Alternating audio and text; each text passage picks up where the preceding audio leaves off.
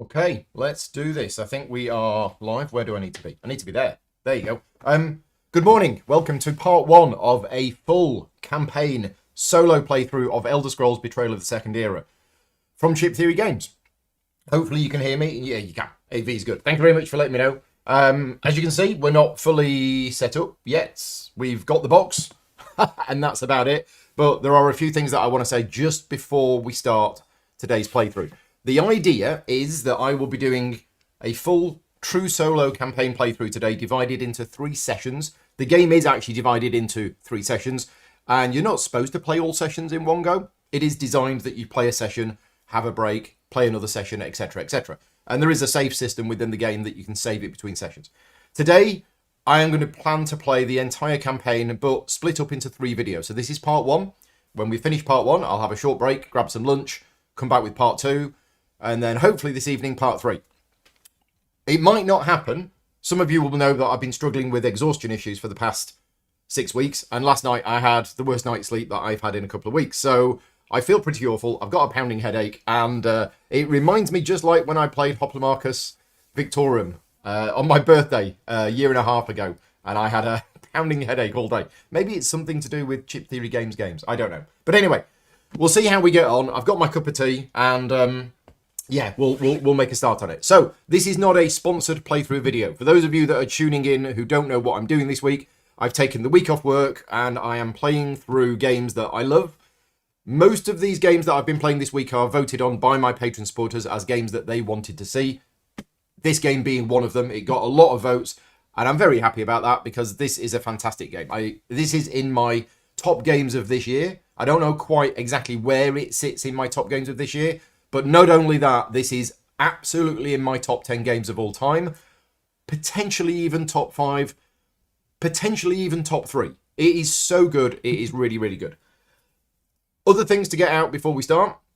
As I mentioned, this is not a sponsored playthrough video. All of the advertising revenue goes to charity. And this month, we are supporting Mike Dennis from Ready Steady Play. Mike, this weekend, is doing a 24-hour charity stream raising money for World Central Kitchen. And all of my advertising revenue from this video and all of the other videos in the last month is going to support Mike and support him what he's doing for World Central Kitchen. There is a link if you want to donate directly to Mike's charity.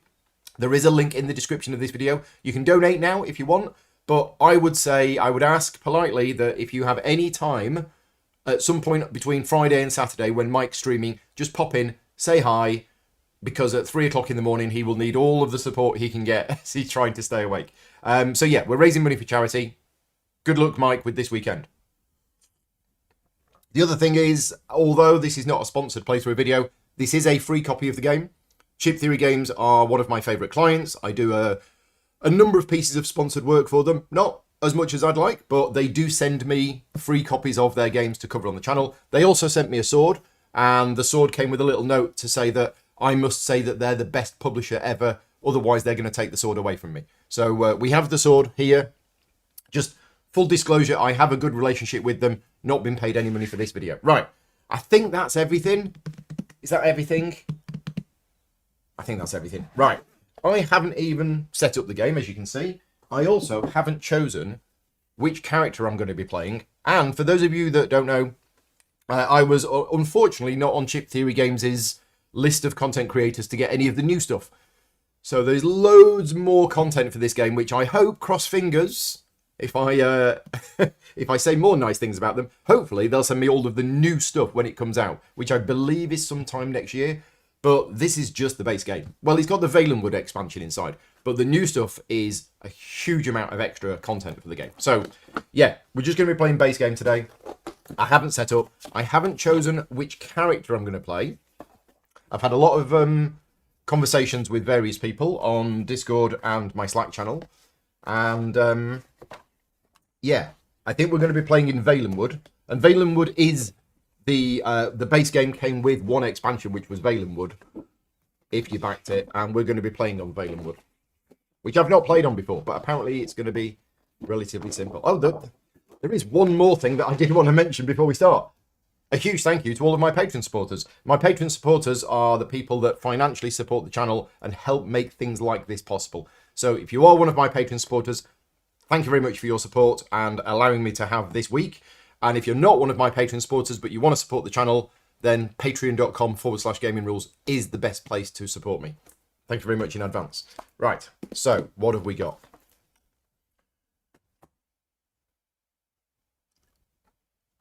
There was a question about difficulty level as well.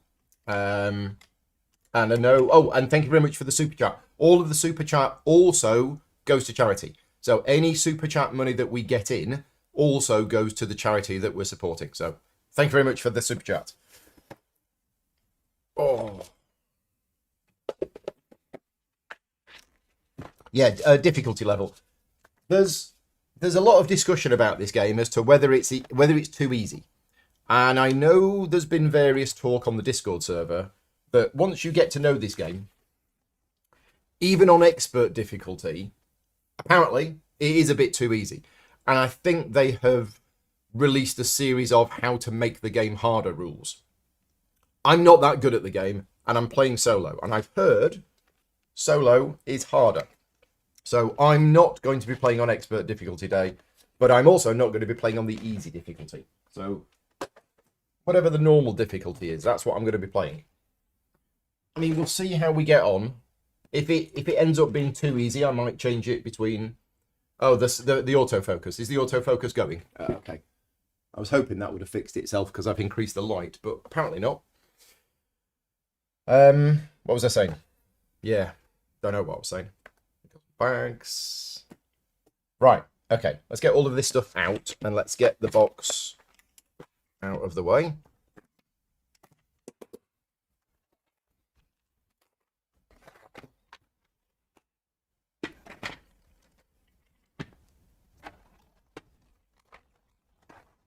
Also, it's been about 9 months since I last played this game. So it is going to be very rough today. I will likely get some rules wrong. I will be looking at the chat for people to help me with the rules of the game should I get stuck, which I probably will because it is a complex game. There is a lot going on. Apologies in advance if I do make any rules mistake and we don't pick them up in the chat, but that's just the nature of a game like this with a lot of keywords and a lot of things going on.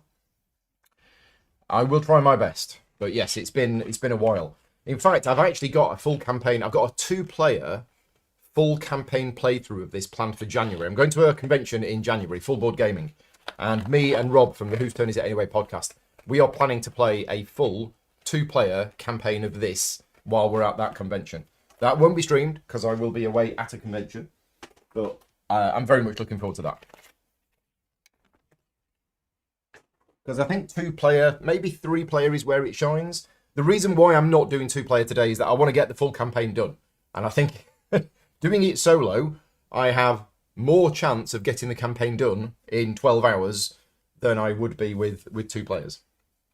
Right, blind is super powerful, yes. So blind is a condition which they've changed, so we're fixing that. Do I have blue tack for the tokens on the map? As they tend to shift around. I do have blue tack. I do have a bit of blue tack, but I'm hoping they won't shift around too much. If I keep it over there, yeah, I might keep that over there. I don't know how much I'm going to be able to zoom in. I think I'm probably going to be able to zoom in quite a bit more, actually. We'll see. Once we've got set up, we'll zoom in a bit more. Right. I don't have a pen, so we've got the campaign book, but I don't have a pen, so that's great. Right. What we're going to do? We're going to need the Valenwood Gazetteer. This is where I find that I've lent it to a friend. Nope, I haven't. Okay, so I'm going to need that one. We don't need those for now. And again, if you don't know anything about the game, then you start off in one of the regions. I think they're called regions. And you will play session 1. And then I think session 2 takes you to a different region, depending on what particular quest you're doing. And then session 3 is always in the region where you did the second one. And session 3 is different. Session 1 and 2, you've basically got 12 days and you travel around the board, having encounters, trying to do get XP, and do the mission, quest, whatever. But session 3 is, I believe, a series of one-day encounters, and I think there's 3 of them, starting with ending with a big fight at the end. So yeah, session 3 is, I believe, a bit shorter, but it's the sort of climax of the adventure. Right. Take some of these, we'll put them over there. So what are we going to play? That is the question. Okay, so blind was absolutely broken in the past. If blind was so broken, how did that not come up in playtesting? And how did it not come up? I don't remember blind being discussed as a problem 10 or 11 months ago when I was playing the game then. So if it is so broken, maybe it's just taken a while for it to be discovered that it's so broken. But yes, we are going to be playing with the new rules for blind, which I don't know what they are, but I've got a link to a Discord chat. And those are from Ryan at Chip Theory Games, so they are as official as you get.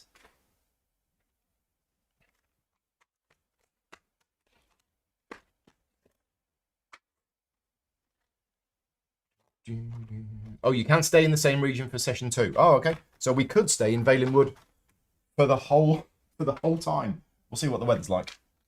If the weather's good, we might stay. Tell you what, it was a lovely winter morning this morning. I got up, there was frost in the air, there was a bit of light fog, and there was that steam coming off the fence where the sun rays are hitting it, and it's just, yeah, looked really nice this morning. So I decided to close the blinds and sit in a closed studio all day. Because that's what I do. Sometimes I think it would be nice to actually open the windows, but if I do, the natural light comes in and it messes up all of the colours. So I have to keep all of the blinds closed. So there could be like a world apocalypse going on outside, and I wouldn't know. I'm sure the cats would come in and tell me if that happened. Right, so character. Back to the character. What are we going to play? Let me just have a look on my Slack channel and see what people said yesterday.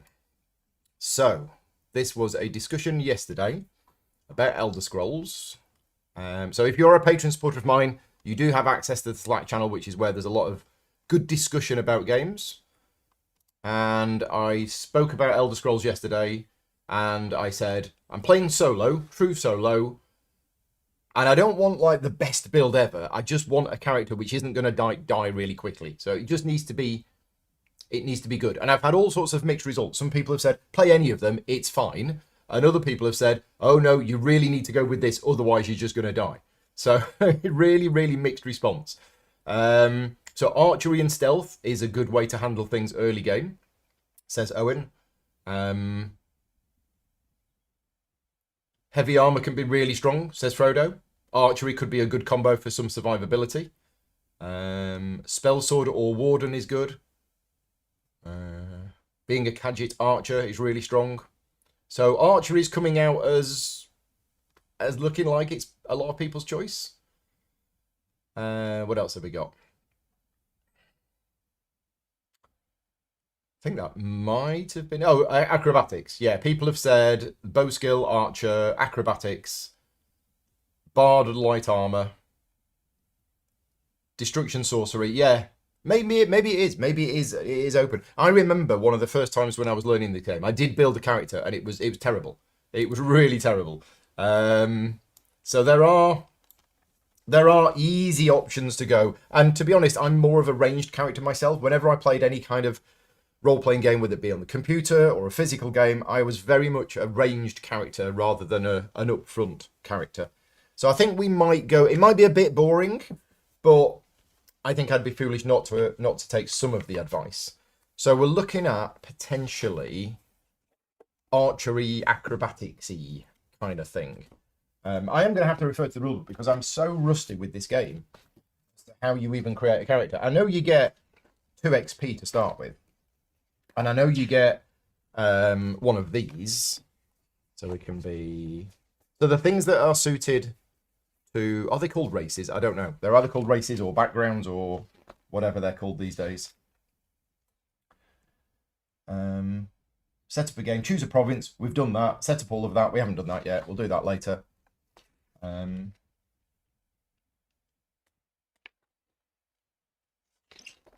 Adventurer rules. Yeah, it is a race. Race reference sheet. Okay. So, yeah. Things that are suited to archery. Well, probably high elf, because it's all about the... Which one is it that determines your range? It's your stamina, I think, isn't it? Stamina? I remember playing a dark elf once. That was cool. So, Argonians are good. Argonians, high elves, wood elves. High elves are probably more of the magic-y type thing, so we'll get rid of those. Yeah, I think it's stamina. I think stamina determines your base range. Look at the chat. Yeah, stamina is range. Thank you, Marie. So we got wood elf. I mean, they're the... Oh, and Redguard. Redguard has 3 stamina as well. And the Kadjit. But I think the Redguard is probably more a melee type character. And this is one of the things with this game is you do have the flexibility to choose any race and any class you want, but there are certain races that are particularly suited. So, you know, you wouldn't want to play, for example, I mean, you could, if you really wanted to. You could play like, you know, an orc archer or something like that. It might not be as good, but you can do it. God, I still got the new game smell. I mean, it has been sat in a box for 9 months. So the Kadjit is once per battle, you can automatically succeed in a lockpick check without rolling dice and then move up to 5 hexes. So that's quite good. The Argonians, once per battle, when you would be dealt damage, prevent all of that damage. So that's a safety net, really. That's going to help me out. The Wood Elf, once per battle, before any unit's turn, apply a stealth status die up to 2 party members in play. Well, I'm playing solo, so that's going to be inefficient if I do that. So I'm going to get rid of that one. And the Redguard, once per battle during your turn, remove up to 3 fatigue or status die from your cooldown track and heal 1 hit point for each die removed. If the total HP recovered exceeds your health stat, it is gained as bonus HP. I like that. The downside of this is it's got 1 cooldown. 1 cooldown? Someone in the chat says Nord Archer.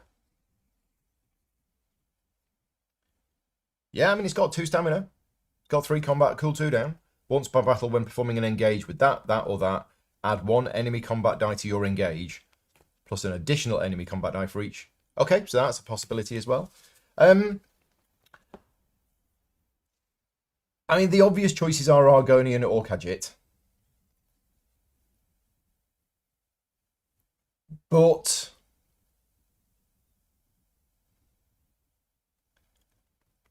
I might go the Redguard, because I quite like that ability. Okay, what do we think, chat? Do we think if I go Redguard, I'm going to die straight away? My backup plan is Argonian. So unless there's any major objections to Redguard, I'm going to go that, something different. So we have that. Attribute rows, skill reference sheet, adventure creation, select race, done that. We need the chips. Well, we'll get the chips once the chat. Redguard is good. I need to buy cooldown early. Yes, okay, right, we're going with that one. It's quite exciting that I'm doing something a bit different. I didn't want to just fall into the standard, you know, elven archer type thing. We're going to need that. We're going to need that. What colour am I? I'm guessing the Redguard is red. Yeah, it'll be this guy. There he is. Add stats. Okay, so take the circular attribute tokens for the health, stamina, and magic stats. Where are those? Here. So we have a health of 4. It's going to go in there. We have a stamina of 3. So that goes in there, along with 3 of these. 1, 2, 3. We have a magicka of 2, which we're probably not going to use. And I think magicka is the one that you can untrain, if I remember correctly, to make space for other stuff. Combat is going to be 3. Where do we want to put the combat? Do we want to put the combat on the same line as the magicka? I think I might.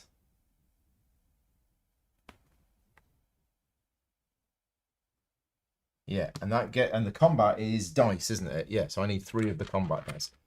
It'd be interesting to see how much of this game actually comes back to me. Place it in an open slot, add the number of combat skill dice, yeah. So I'll add 3 combat dice.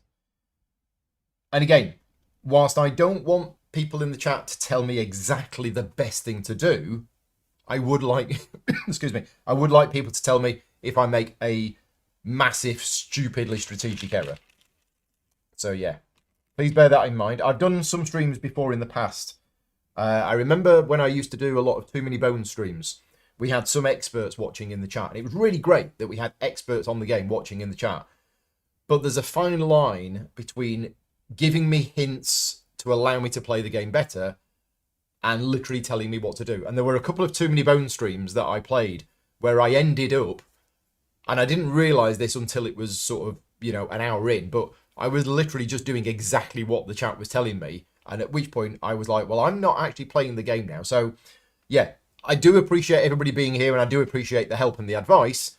Just bearing in mind there is this fine line between giving me advice and literally telling me exactly what move to make. And that's down on me as well. I need to make sure I don't just do exactly what the chat says.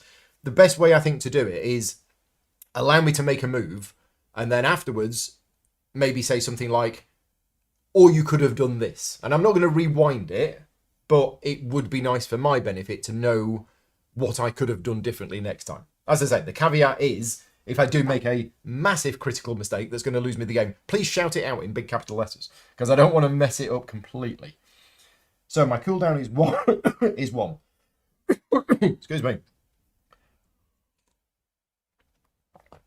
And now we get a starting skill line. So you choose one other skill line, and you can choose anything, right? So there's all of these. I mean, they're not all different, but you've got the combat one. And yeah, so which one am I going to go with? So we have bow. We're not going to go Daedric Summoning. We're not going to go Liturgiman. We're not going to go Destruction Staff. In fact, I'll put the spare ones back in the box because I only need one of each. Shadow, Acrobatics, Heavy Armor, Two-Handed. I've not even explored this part of the game yet. The whole Heavy Armor, Two-Handed. Maybe when I play with Rob, I will go with a big Two-Handed weapon, Heavy Armor, charge in. Because, yeah, I have no idea how that kind of character works. Speech. Do we have bow? We do have bow. We have illusion. We have light armor. Restoring light. And we have the adventurer's turn reference. Okay, right. So these are our choices. So there's fewer than we thought because there's 2 of each. Yeah, Two-Handed is a lot of fun, and yeah, I'm. It's like Two-Handed Spirit Island. I can only barely just handle 1 spirit, so I'd be nervous about playing Two-Handed in this. I think it would slow it down quite a lot. So things that are an option for now: bow.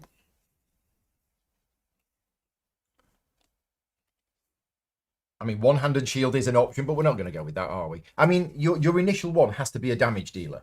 I think it says somewhere in the rules that if your initial one isn't a way of dealing damage, you're going to struggle. So technically, I could take acrobatics to start with. But if I did that, my only way of attacking is with my basic combat dice. So I think I'm taking bow.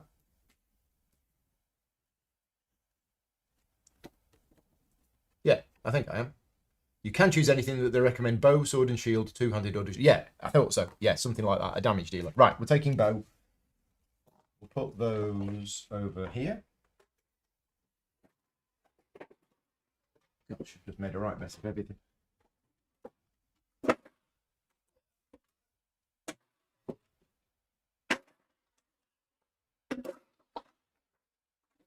Right. And then we spend 2 XP effectively, and we get 2 level 1 dice. And I've played bow before, so I should hopefully remember how bow works. They're in here.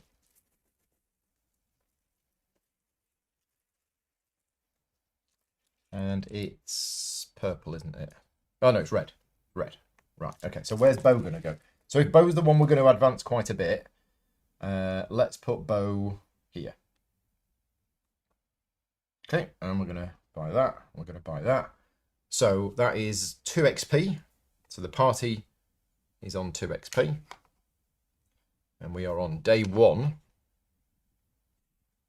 Okay, so we can get that out of the way. Move that over there. Got some chips. We've not built the chips yet. Because we need to... Yes. We need to work out where we're playing in. So, done that. Skill line. Starting skill line. Done that. Place pegs. Battle tracker. Oh yeah, battle tracker. That matches your chosen starting skill line. So that's going to go there. And then we have cooldown track of 1. 2 more in the left slots of your tenacity and saved XP. Yep, done that. Okay, choose class.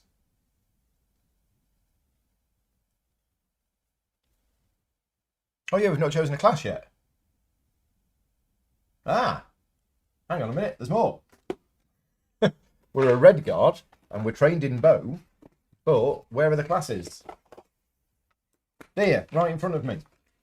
Right, okay, I thought there was something missing. So, this is where you can take archer or ranger. Okay. So there is archer. That is one of the options. This is where acrobat is. Right, okay. You need to take one of the sets of skills. I thought so.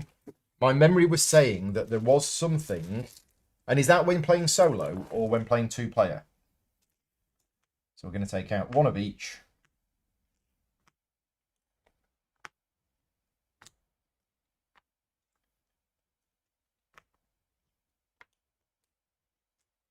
I love these little chips. They're great. I think that might be everything. There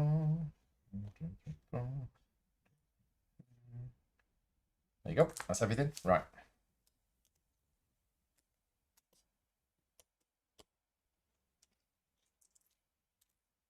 Oh, except bow. We need to take bow out. Okay. Right. Let's take them out.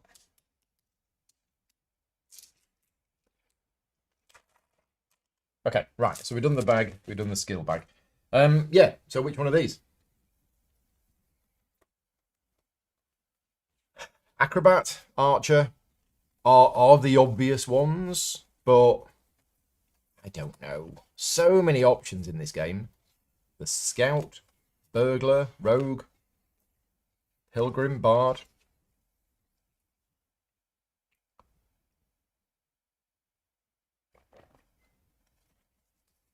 I'm not taking that because I don't understand it. And these are tied in with the same 3 colours, but I think you can choose anything. Choose one of the following methods to determine your starting class. Whichever method you choose, place your starting class sheet with its novice side up. This is a permanent choice. Open choice, choose one of them. Yeah, just literally choose one of them. I think I'm going to get rid of the blue ones. We're just going to stick with these. I don't think we're going to do Dragon Knight. And I don't think we're going to do Templar. And I don't think we're going to do Spell Sword. And we're not going to do Pilgrim. And we're not going to do Bard. So we're reducing the choices.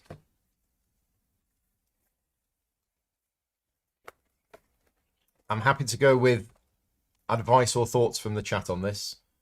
Ranger, Knight, Rogue, Burglar, Scout, Archer, Acrobat. I mean, people were telling me about Acrobat, saying it's going to help me. Move a number of hexes up to your cooldown stat. If you end this movement adjacent to enemies, heal. Place yourself 2 to 4 hexes away from your current hex. Spend any amount of additional tenacity to deal an adjacent enemy damage equal to the additional tenacity spent.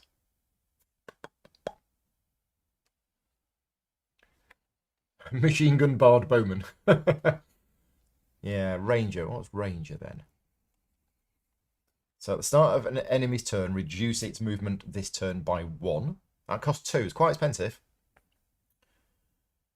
Deal a targetable enemy true damage equal to its defense stat. Ooh, that's quite good.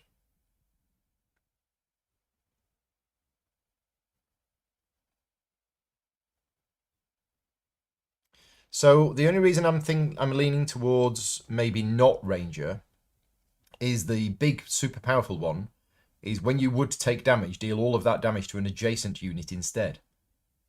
If I'm going to be staying back and shooting with a bow, then again it might happen. Might happen. Party's base overland movement is increased by 1. That's going to give me more flexibility, and to upgrade it, I need to successfully complete encounters at unstable landmarks on 3 consecutive days. Wow. Okay, I don't want Knight, because it's completing 2 side quests in a single session. Don't want to do that. Archer, upgrade it. Defeat an enemy that is 6 or more hexes away. Let's not go with Archer. I'm not going to go Burglar.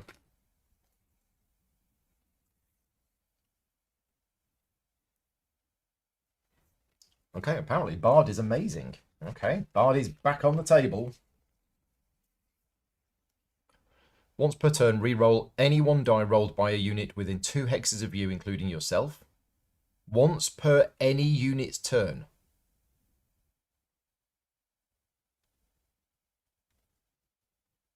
So, once per any unit's turn. Literally, every turn, effectively. That seems really good. Is that right? So on my turn, I can do it. On somebody else's turn, I can do it. On somebody else's turn, I can do it. I can be constantly re-rolling dice. Red Mountain Drinking Song after deploying. So apparently the... which one is it? The barrage die. Which is the barrage die?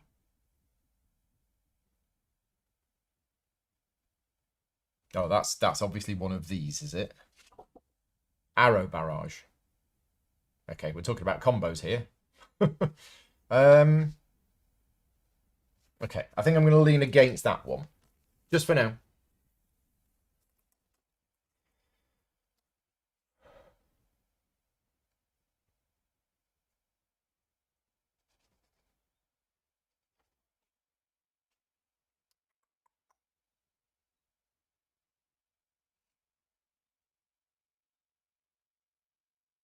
Okay, let's go Ranger.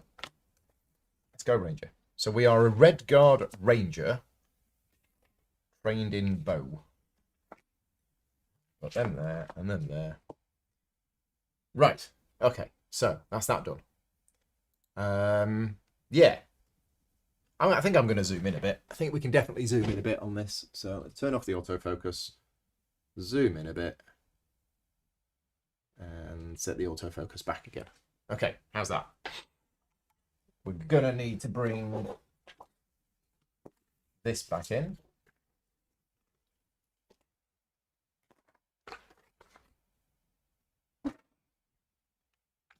So that we can see it. There we go. Right. Put them off camera. Put them off camera. We don't need those. Right. Stats. We've done the stats. Health, bonus hit points. Skills. Yeah, right. Finish setting up.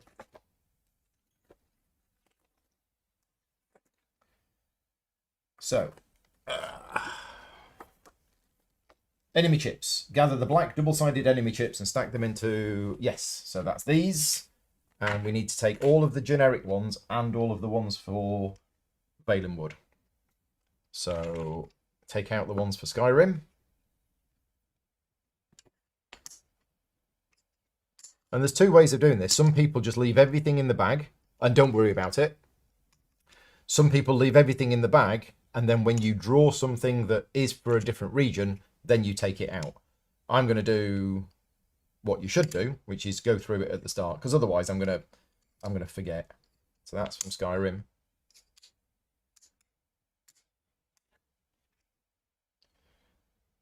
HR, High Rise, Valenwood. There we go. Valenwood, Morrowind, Cyrodiil, Morrowind, Cyrodiil, White Rock, Black Marsh. Okay, so it's not those. I think it might be just these. So I found 2 pieces specific to Valenwood. Let me know if that's right. Make sure I haven't lost anything.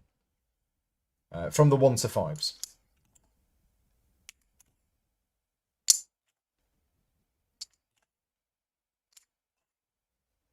Valenwood. Valenwood. Okay. Just going to check these. Oh, no, that's Skyrim. Skyrim. Maybe I played Skyrim last time.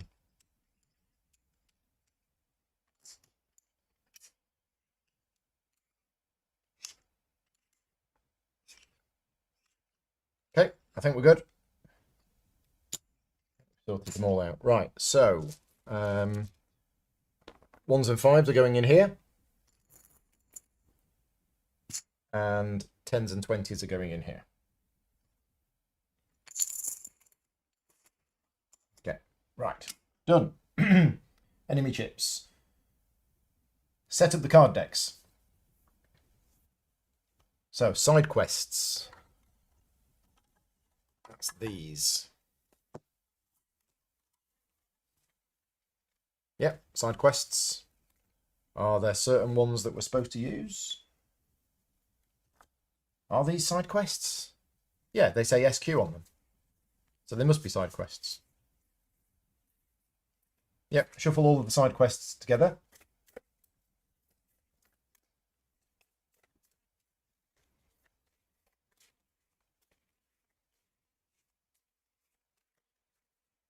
Okay. That's them. Next, Overland decks. So that's all of these cards here. Right, how are these sorted? Right, these all say SK on them. So it's not them. Ah, we're going to need these, aren't we? Yeah, we're going to need the 9 guilds.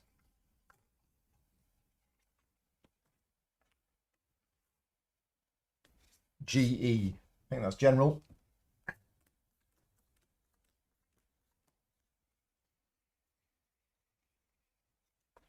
So High Rise, Black Marsh. Don't know who put this game away last time, but they did a terrible job. It's all mixed together. Morrowind, Cyrodiil, Valenwood. Ah.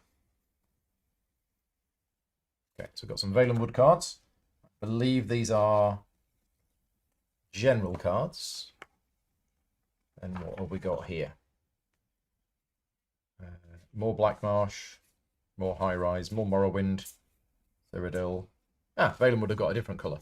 I mean, that's good. That allows me to find them more easily. And we have some more general ones. So there are 2 Overland decks, Peaceful and Conflict. Each Overland card is marked with the icon of its type. So these are Conflict. These are Peaceful. G is for General. So shuffle all 10 General cards and draw 4.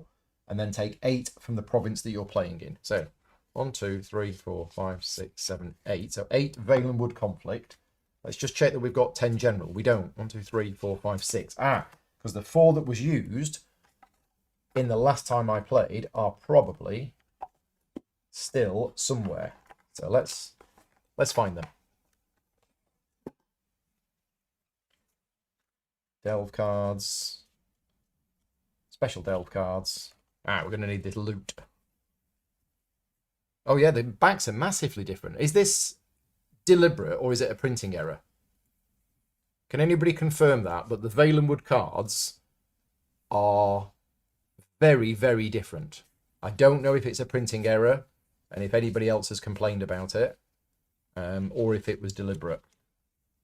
That's a very marked difference between the 2 types.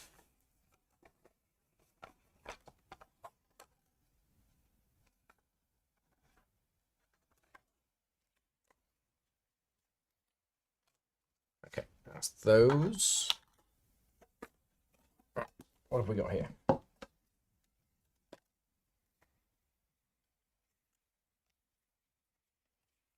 These are all Black Marsh. Yeah, these are all delve cards for other things. Valenwood Special, we're going to need them at some point, I would have thought. Don't need those.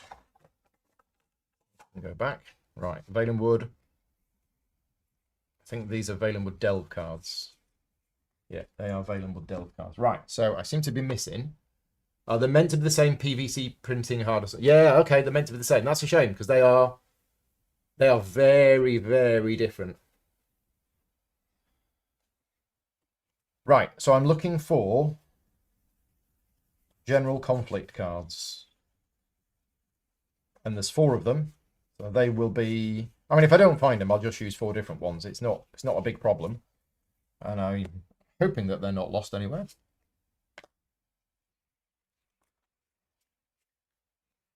So, these cards I definitely don't need. These are all Black Marsh, High Rise, Morrowind, Cyrodiil. Don't need those.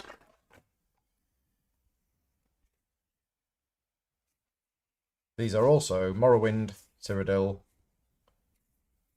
Black Marsh, High Rise. Yeah, don't need those either. So we are looking for 4 general conflict cards. What have we got here? 1, 2, 3, 5, 6. Yeah, same here. We're missing 4 of each. Anybody seen them? Where could they be? I mean, I hope I've not lost them. Ah, here we go. General. So I played in Skyrim last time, apparently. Or at least when this game was played. It may not have been me. Okay, we're good. We found them. Right, so 10 general peaceful encounters. Shuffle them and draw 4. 1, 2, 3, 4. And mix them in with the 8 peaceful encounters. Yeah, if they're supposed to be the same,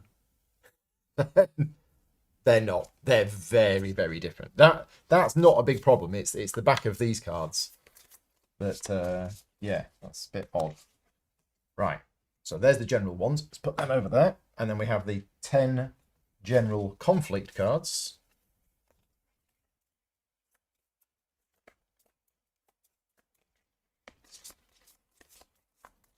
And we need 4 of these. 1, 2, 3, 4. And we mix them in with the 8 Valenwood conflict cards.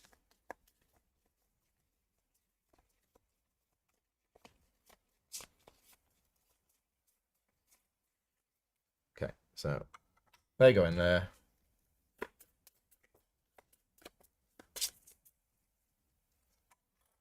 They go in there. Not going to fit. There you go. Give these a big shuffle. Right, the item decks. Set up the map tiles, the journey, and the dials. Yep. Campaign journal. Choose a party leader. Me. Day 1. 2 XP.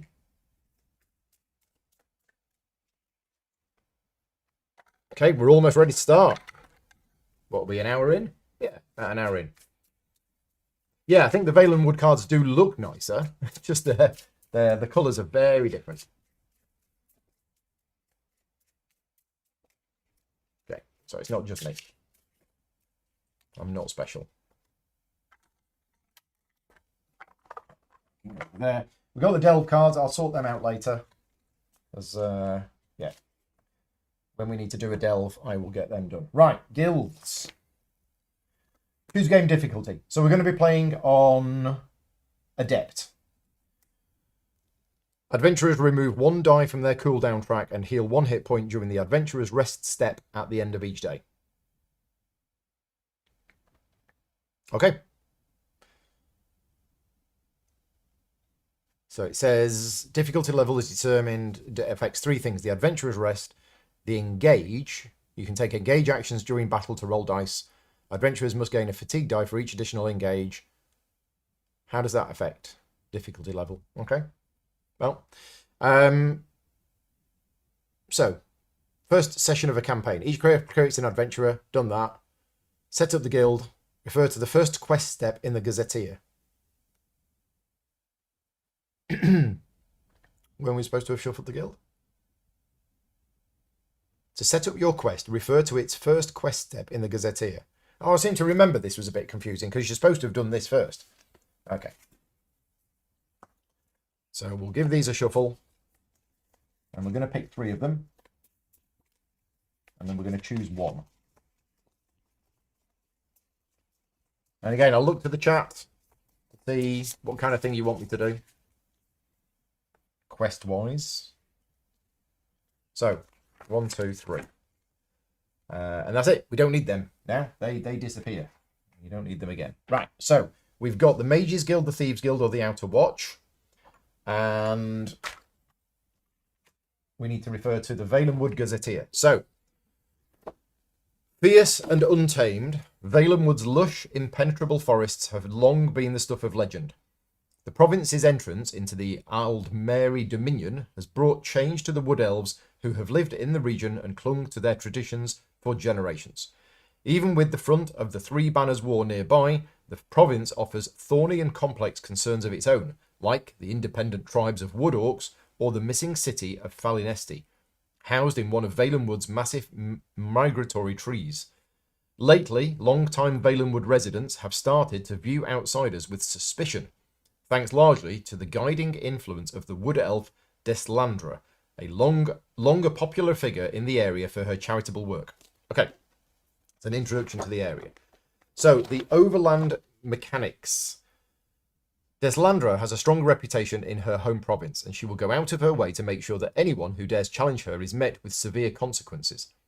The 3 influence tracks measure Deslandra's influence in the region and how intensely that influence affects encounters.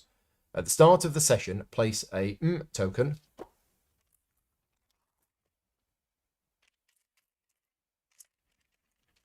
Yeah. Okay, so we need 3 of these.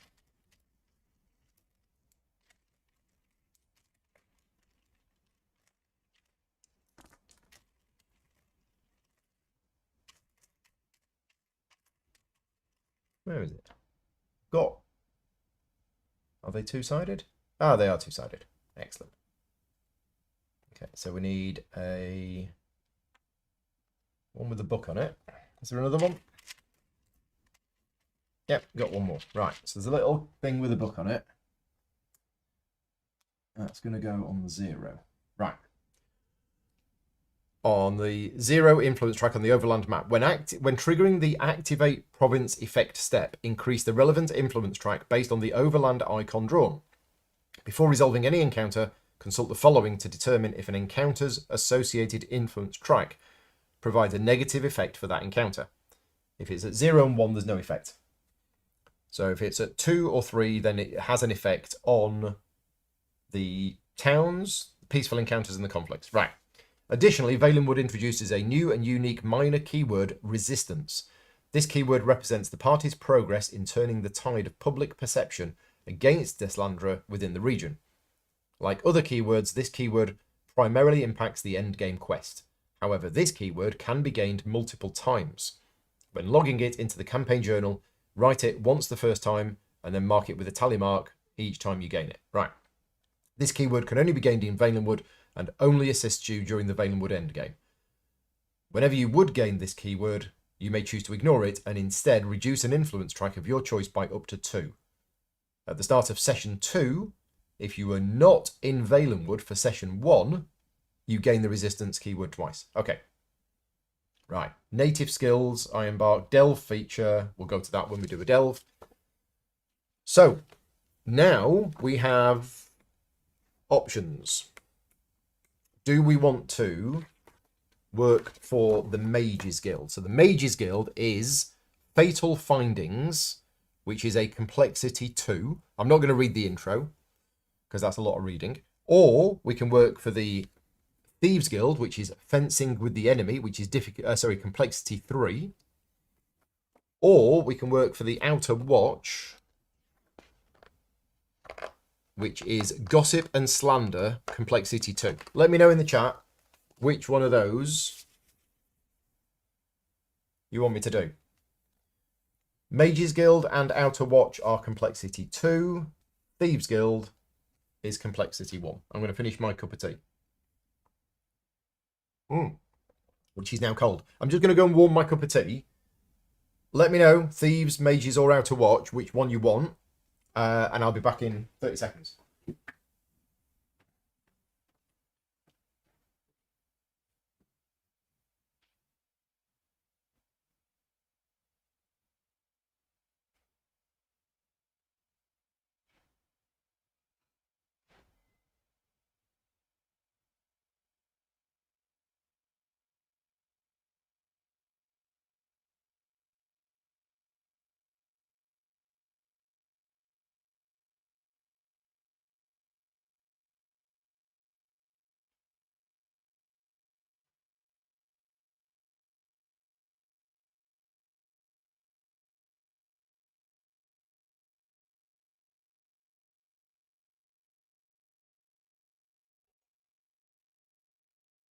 Right, what has been decided?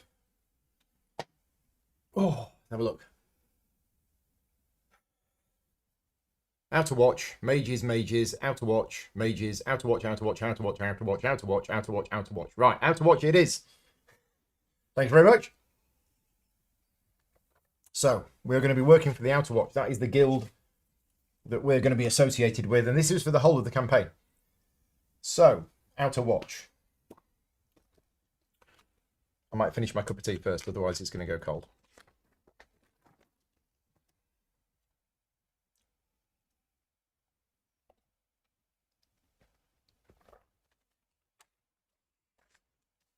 Right.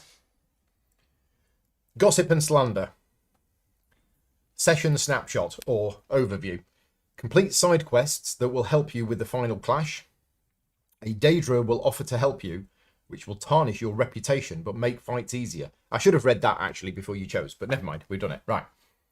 You jump to your feet as Outer Watch Operations Leader, Bodian, approaches under the moonlight. The tranquility of your rendezvous point, a secluded area on the outskirts of Woodhearth, is put in serious jeopardy by the Red Guard's companion, a spider-kith Daedra, who grins at you with a sickening leer.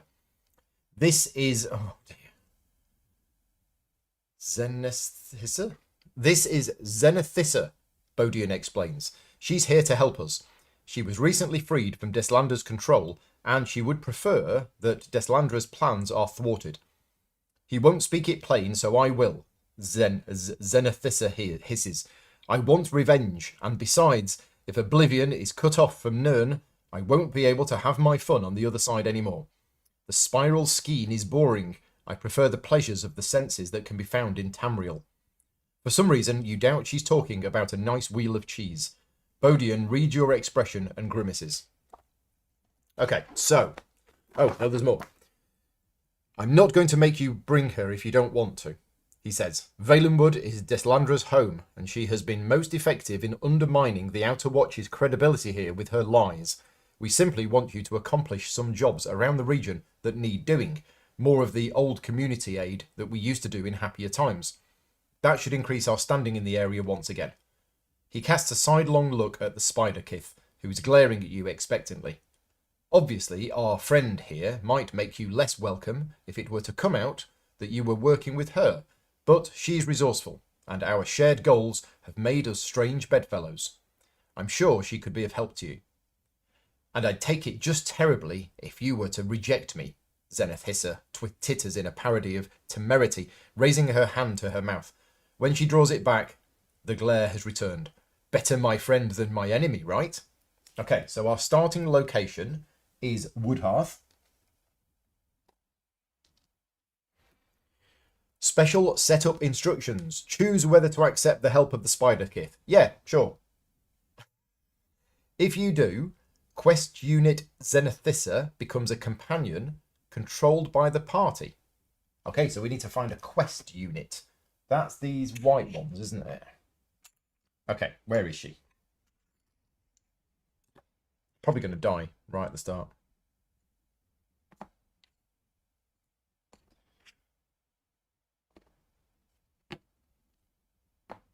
I assume it's one of these. Otherwise, I'm looking for... Oh, there's Bodian. It's the bloke just speaking to us. There we go. Zenithissa. So she becomes a companion controlled by the party. If she is defeated, she is removed for the rest of the session. Quest objectives. We need to travel to Velin Harbour.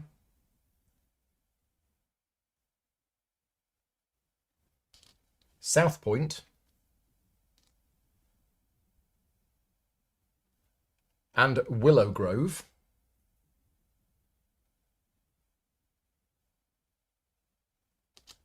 Okay. And gain at least one side quest in each of these towns. Log in your campaign journal which side quests were gained in which towns.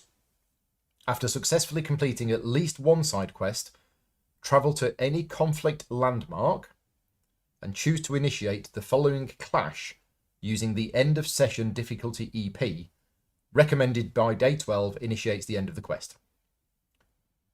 And I think then the rest of the stuff here is details about that actual clash. Yeah. So we need to go to these 3 towns, gain at least one side quest in each of these towns, logging which one is found where. And then after we've successfully completed at least one of them, we go to any conflict landmark and initiate a clash. And we've got 12 days to do it. So this isn't a multi-part one. It is just this.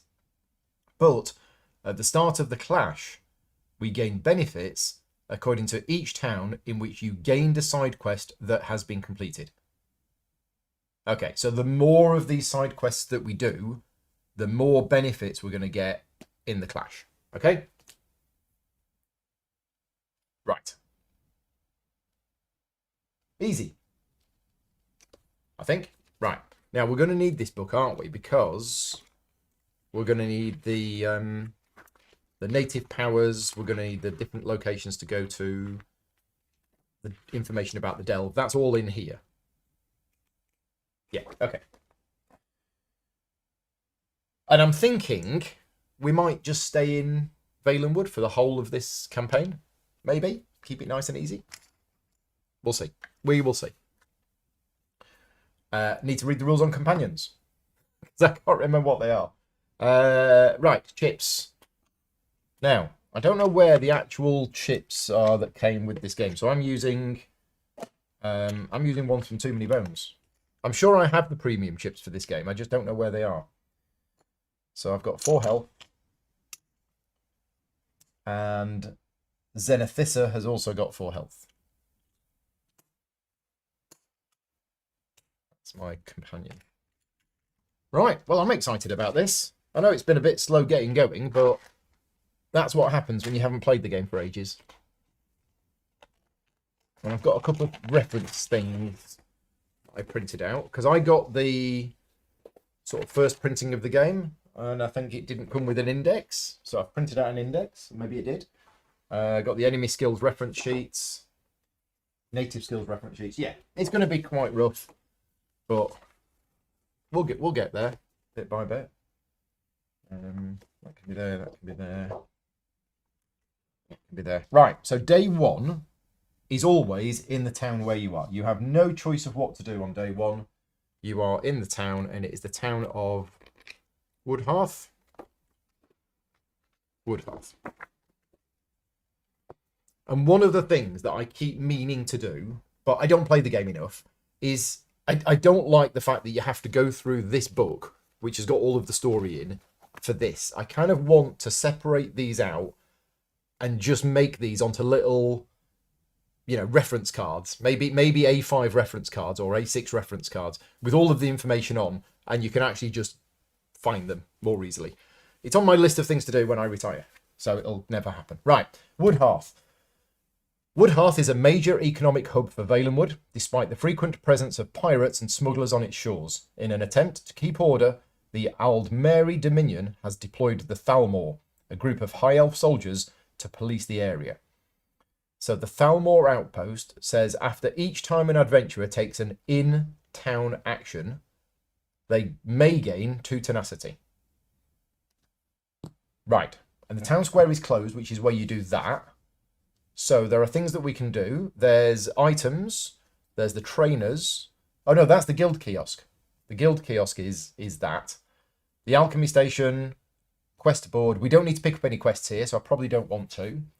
And that's the tavern where you go to heal. So we don't need to do that.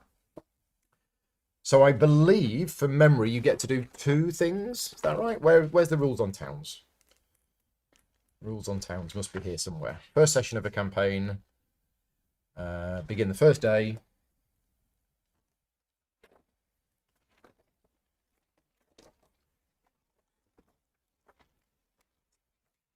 Game phases.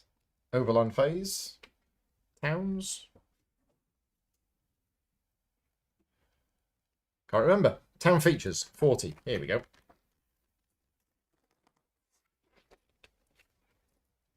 Right. Town encounters. So check the town effect. Done that. Reveal the trainer in the shop. So we do that now. Thought we did. Right. So we're going to get 3 common items. So we have the Dwarven Battle Axe. We have the Elsevier Fondue cheese. And we have the Silver Circlet. And the legendary card that we have is the Glyph of Poison Resist. And then the trainers.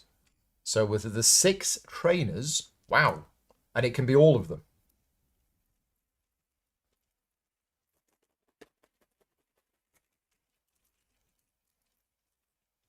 All right. 1, 2, 3, 4, 5, 6. So, oh, there's 2 of the same there. That shouldn't be there. My bad. Okay, there you go. They're the 6 things that we can learn here. Probably not going to learn any of them. Right, and then if the party had side quests, and then we've got town actions. We get 2 town actions. So 1 town action can be to just basically go to the shop and take an item. You just take it. Another one is to train and take one of these. Another one is go to the inn, but I don't need to do that. Quest board, I'm not going to do the quest board. Guild kiosk is this. For your guild kiosk town action, discard a food or a hand item to gain 3 tenacity. Okay, so that's food. So I could go to the shops and buy that, and then use that to just gain 3 tenacity. Yeah, probably don't want to do that. Alchemy station, don't know. Right, okay, so what do we think? Possibly not training. Possibly just gaining 2 items. Is what I'm thinking. Rather than taking a side quest, because we're going to pick up loads of side quests elsewhere. I'm leaning towards just taking 2 items.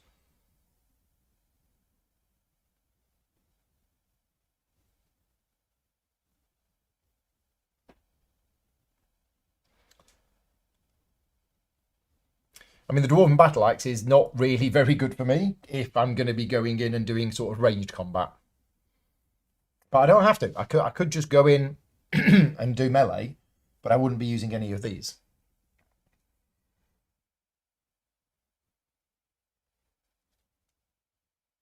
You're thinking side quest.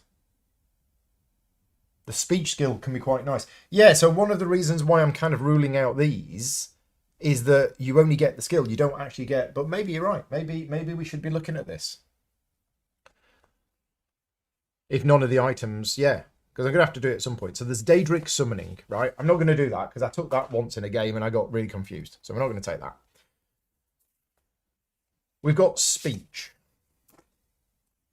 So Speech is the one where you can do social checks and you can talk people down and things like that. So, yeah, that's a possibility. There's Restoring Light, which is healing. So this is Restoring Light. This is going to use Magicka. Maybe I do that. Maybe I learn a little bit of magic. Excuse me. Because I do have 2 Magicka. So I think Restoring Light is a possibility. One-handed. We've got what? We've got what? What's that? Shadow. Ooh. Shadow Cloak. Gain a stealth status die when you place this die in an active slot. When engaging an enemy, you can exhaust this die to ignore the defense. Oh, I like that one. Okay, so that's a possibility as well. There's also light armor, which is a magicka skill, oddly. Oh, magic-based playstyles through the use of counters placed in an adventurer's active slots. Once per move action, you can reduce this die by 1 to add your magicka to your stamina when determining the number of hexes you may move. Okay, so move quicker.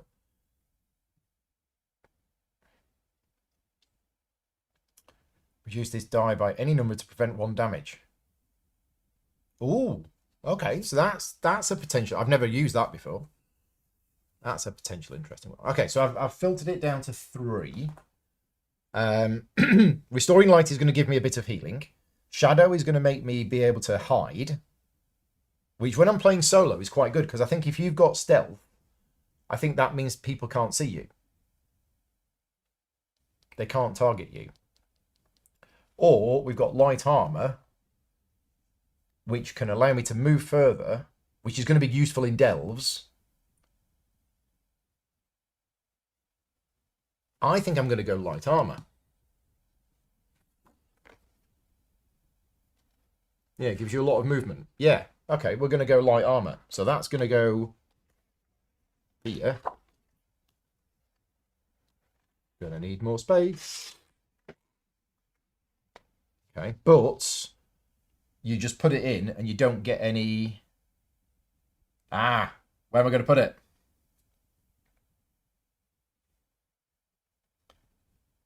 I'm going to put it here. You don't get any things in there. So I've learnt the skill, but I need to spend XP in order to get the dice thingies. Okay, right, that's cool. And then we're going to go shopping for 1 item.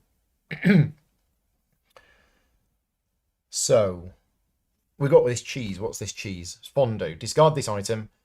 Either roll 3 enemy combat dice and gain tenacity equal to the damage rolled, or each adventurer rolls 1 enemy combat dice and gain... Yeah, so it's gain tenacity. Eating some fondue. That could be quite good.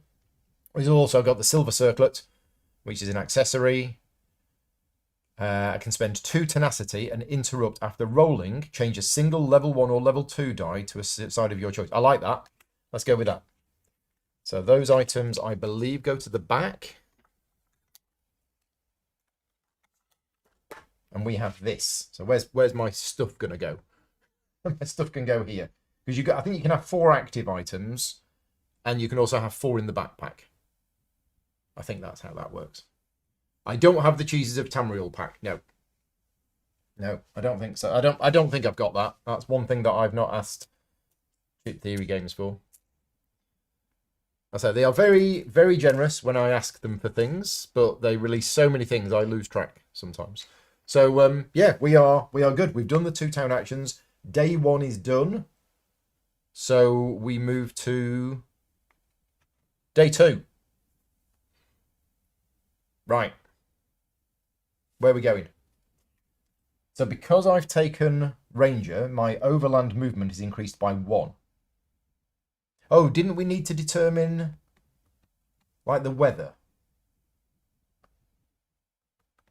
I think we needed to determine the weather. Where's the step? Here we go.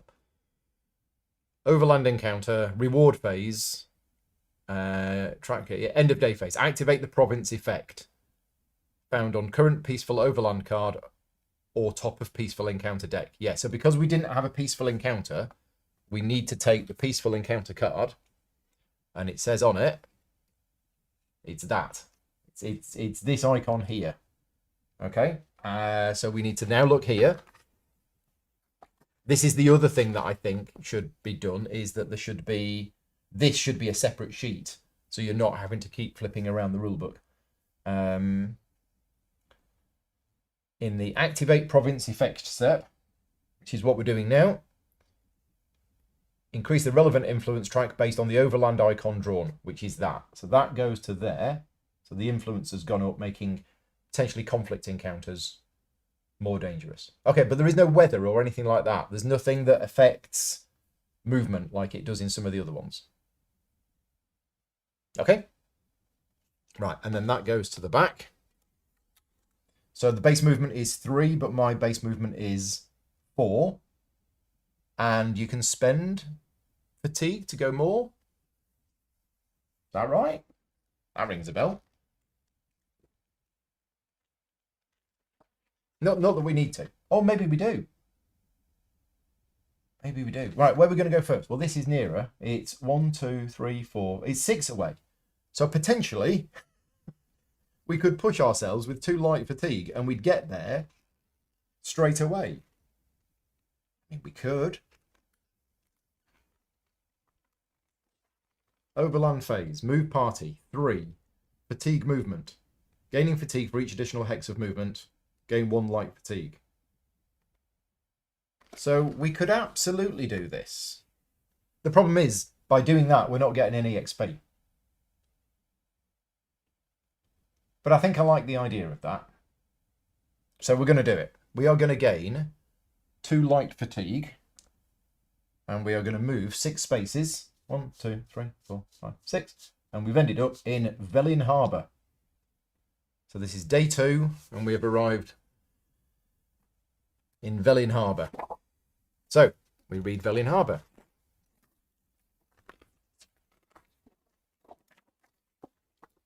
Velin Harbour is a friendly port of call for merchants wishing to ply their wares in Valenwood. Business waits for no one. Things have quickly gotten back to normal after an invasion from a tribe of hostile wood orcs. So, the Harbour Customs Hall. After each time an adventurer takes a shop town action, they may discard an item from their inventory to take a free in-town action. Okay, the guild kiosk is available. We can set sail as a group. So at the end of the day, you place a party token in South Point or Greenheart. You must spend your next day in that town. So, wait a cotton picking minute. So, we could set sail.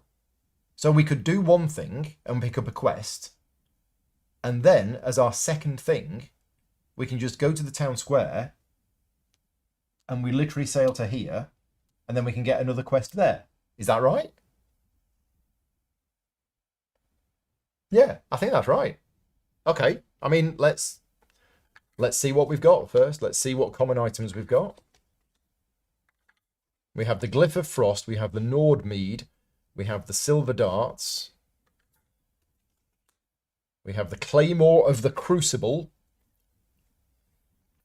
and we have Sweet Seaver Gumbo.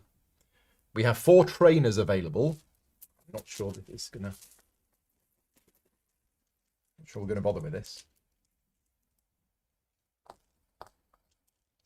Okay. But yes, we're going to go to the quest board. That's what we're going to do. First action, go to the quest board.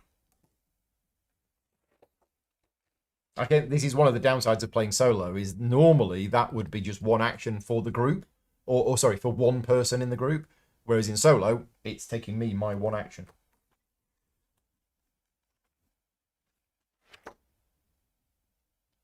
Draw 2 side quests and choose whether to accept one of them on behalf of the party. Yep. Okay, right, let's see what we've got. Oh, rats. Or seize them. So one of them is during the next delve, after each delve tile is revealed and enemies deployed, put a 1 hit point. It's basically killing rats. Okay. This one, the city guards ask you to round up criminals who have been stealing small livestock in the area. Ah, I've not seen that one before. All adventurers gain a new temporary ability, which is to spend 3 tenacity to apprehend, remove an adjacent non-quest enemy at 1 hit point and place it on this card. And then during the next town encounter, when there is at least 1 enemy on this card, complete this quest. Oh, so we've got to go round, get them down to 1 hit point, and then apprehend them. That seems quite tricky. That's quite cool. And the rats one is basically, it's full of rats, treats the rats as enemies, they don't block movement. Moving onto a rat crushes it and removes it from the tile. During the next town encounter after this delve, complete it. Okay, I think we might go with that one. we might go with Oh Rats, because that one seems a bit tricky. I'm going to need 3 tenacity, and I have to remove an adjacent non-quest enemy who's at 1 hit point. So we're going to take Oh Rats. He's no rat. He's Siberian hamster. Filigree. So we need to remember that Oh Rats came from Velin Harbour, and we're supposed to write that down somewhere. So if somebody can write that down, because I'll forget later. Okay, and then as our second action, we're going to set sail. So at the end of the day, we move here. Now we do get to do the end of day stuff, which is Adventurer's Rest, which is based on difficulty level. So I remove 1. And because we didn't have a peaceful encounter, we get this card. Oh, it's got 2 icons on. Ouch. So that goes to there, that goes to there, which means conflict encounters are now more dangerous. Okay. And then we go on to day 3. The problem is we've got no XP. So we're already behind the curve. But we are now in another town. We're just going to go to the towns. That's what we're going to do. So we are now in South Point. Right. An uneasy member of the Old Mary Dominion, South Point was founded by Imperial colonists and still maintains a heavy Imperial presence. It was recently the plaything of Sheogorath, the Daedric Prince of Madness, and its residents would like to move on from that unhappy memory as quickly as possible. So we'll get rid of these. We don't need those items. We're going to get some new items. Right, so 3 legendary, 4 common. We're looking for a bow. We are looking for a bow. We've got the Ancient Dragon Guard Burial Mask, the Glyph of Disease Resistance, and the Berserker's Medallion. We've got some sweet roll food. We've got some Pebble Pal. We've got an Oak Lightning Staff. And we've got Crispy Cheddar Chicken. Useless. Right. We've got some trainers. I'll draw them out, but it's probably not going to matter.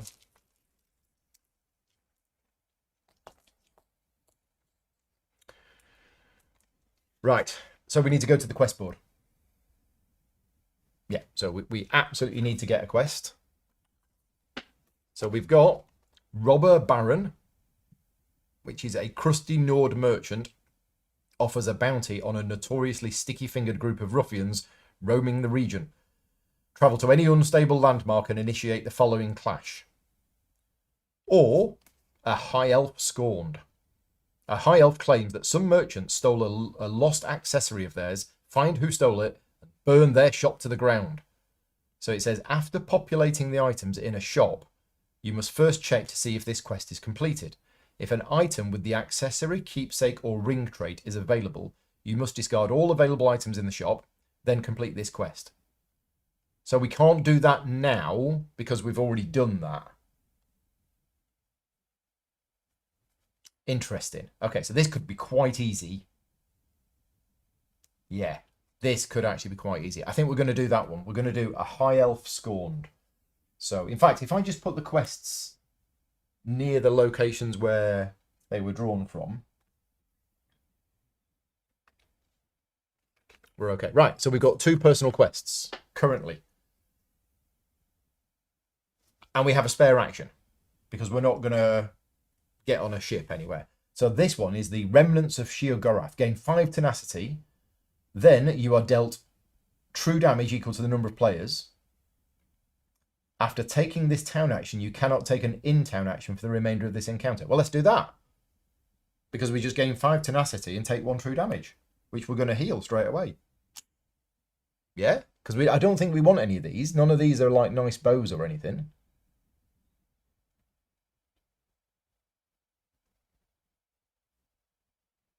Although that is really good. The Ancient Dragon Guard Burial Mask is amazing.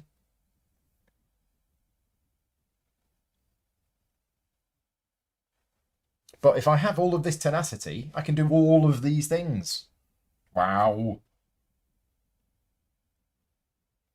I need to complete encounters at unstable landmarks on 3 consecutive days. I mean, we can do that. What do we think, chat? Do we think gain the 5 tenacity and just take 1 true damage? Or do we think one of these items is going to be really good?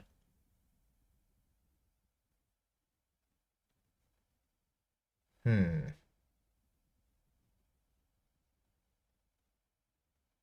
the Berserker's Medallion seems good.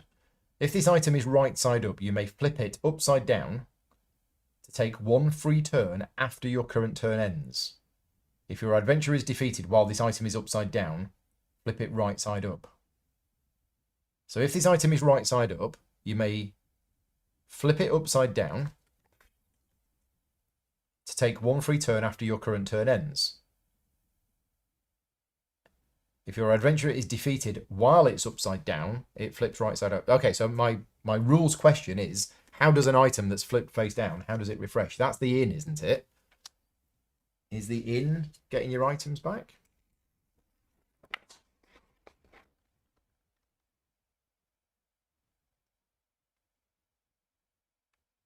No. How'd you get your items back? The mask. What does the mask... Oh, that was the mask. Yes. It's 2 tenacity. Deal 1 adjacent enemy damage equal to the amount of fatigue in your cooldown track.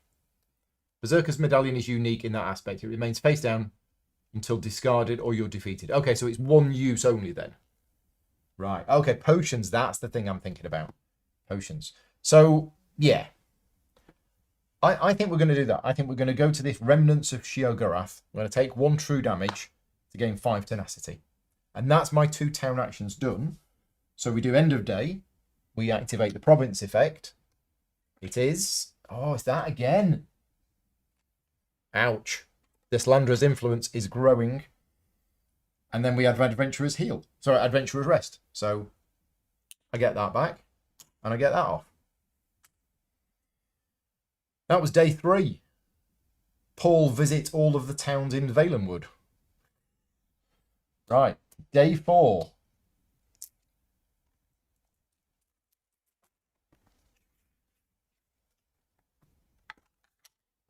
Yeah, I'm very much behind the curve.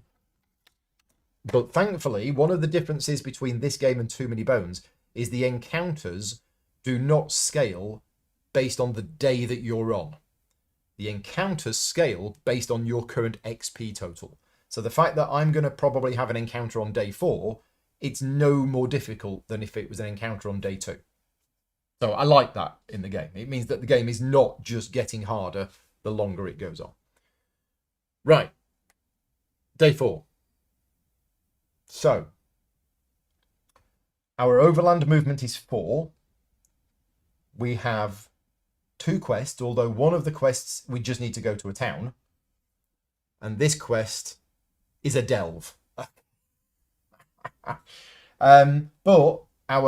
to become a master ranger, we need to successfully complete encounters at 3 unstable landmarks.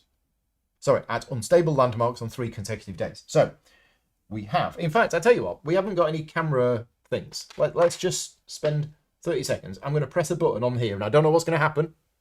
The world might end. Okay, the world has not ended. But what I'm going to do is I'm just going to get you a preset for this. Just so you can see it a bit better.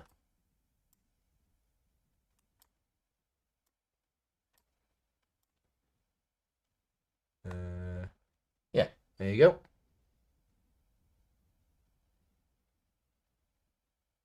Okay, I'll do. So,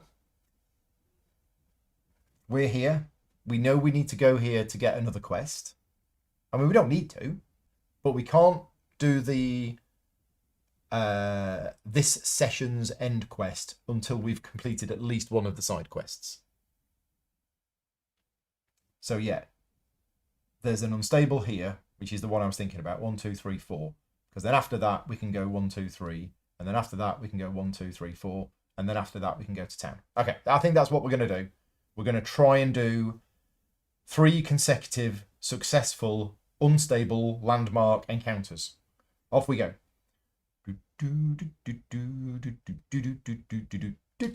Right, there you go. We have arrived. So that's the move the party, trigger the encounter. So we roll the dice. Where's the dice? There's the dice. Oh, dice rolling tray. Hang on a minute. I'm going to go and get myself one of my nice dice rolling trays because we have dice in this game. Bear with us a minute. I've got them somewhere. I took them to GridCon and I'm not sure where I put them. Where's the nice one? Oh, there. Oops.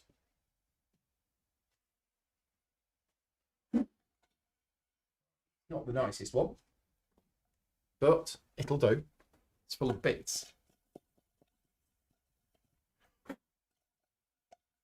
Right, get rid of that. Conflict. And the difference with unstable ones is that you gain 2 tenacity when it's done. So, yeah.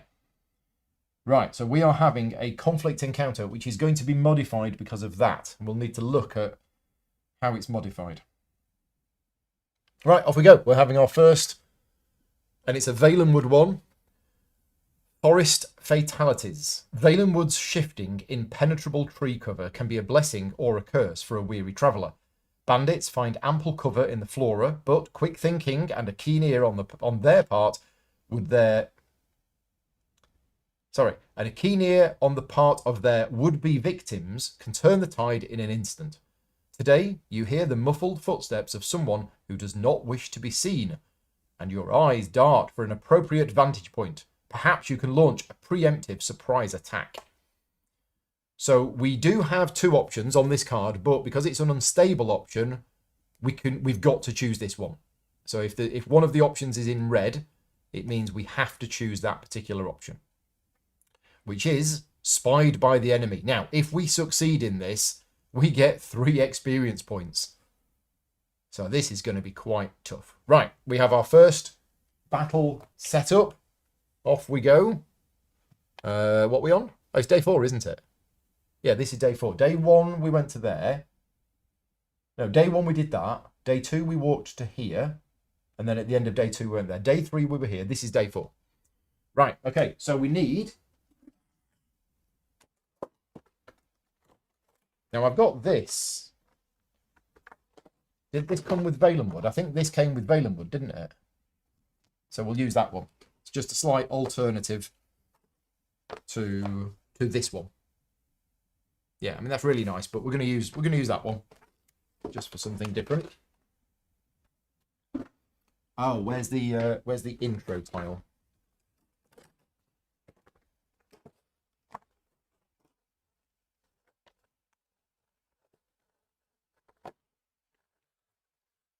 There it is. Intro time. It's a shame they didn't make this 2-sided. Yeah.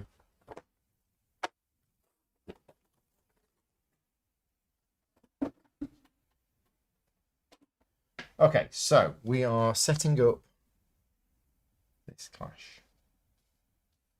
Notice, no, this is straight. Okay, right. So this is going here, and this is going here.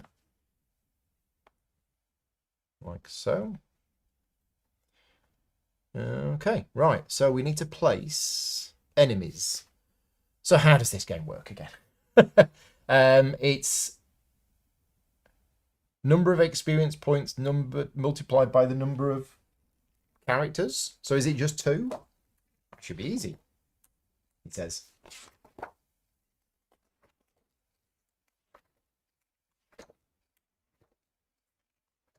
Modes of battle. So the battle objective is conquer. It's a clash. And we have an enemy pool. And the enemy pool is 1 adventurer, 2 XP. So it's 2. So the enemy pool is 2. Right now, the enemy pool is 2. Which means we go to the 1-5 bag and we draw 2 level 1 enemies. And we put the first one here and we put the second one here.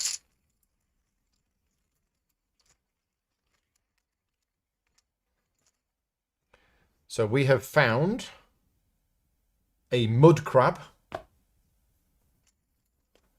which has stalwart, so we'll need to read out what that does. And a Valenwood specific, it's a Horvor. Right, okay. We've got 3 health on the mud crab. And we have 6 health on the Horvor. Horvor? Right, so let's read some keywords. Stalwart. This unit cannot lose more than 1 hit point in a single turn. Okay, and divert. Divert is this unit cannot lose its last hit point unless it's already at 1 hit point before taking damage. Okay, right, we got that. Is the overland effect in? Yes, yes, thank you. Thank you. Conflict encounter. 2 to 3. Add 1 level 1 enemy to the enemy pool and deploy it last. Okay, so it's more dangerous because of Deslander's influence. Thank you for reminding me.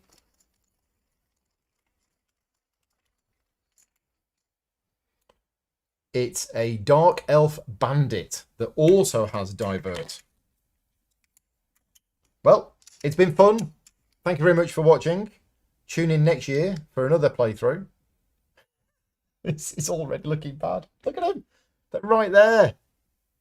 Okay, I do have my companion with me.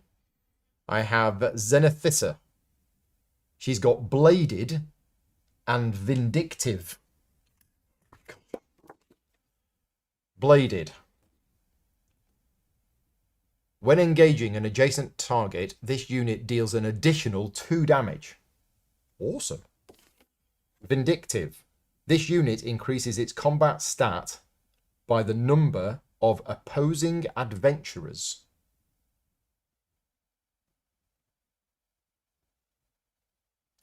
I don't believe there are any opposing adventurers, because I think these things are called adventurers. Am I right on that? Vindictive doesn't do anything when she's a companion?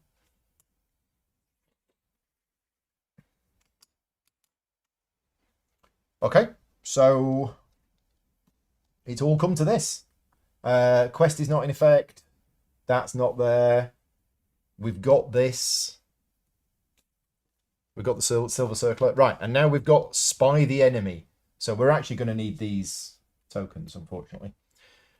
Okay, place tokens on number of players' enemies. Oh, we're okay. We're okay. So on one of these enemies, we're going to put a token. These enemies must be the highest level possible. Well, they're all 1. These enemies take their turns before adventurers each round. Oh. Okay, so let's put it on maybe the mud crab. Yeah, let's put it on the mud crab.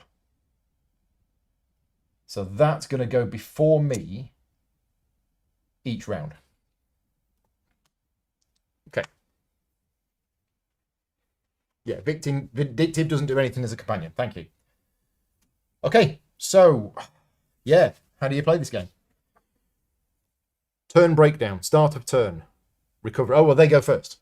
Oh, I need to put myself on. Yeah, and I think we can start pretty much anywhere. And enemies move 2, I think. Again, I've not played this game in 9 months, so a lot of this is just from memory. But I think I'm getting it right. So they move 2, so as long as we are here, we're not going to get hit in the first round. That's going to move 2, and it's going to go there, and it's not going to be able to hit us, because it's only got range 1. Okay, so that seems an obvious move. So it goes first. 1, 2. Right, and then adventurers take turns. Now, I think companions go afterwards. I seem to remember reading that companions go afterwards. Let's go to my handy dandy index. Companions unit 57, 90. So I was almost there. 57. Here we go. Round sequence. Start of round. Oh, rounds.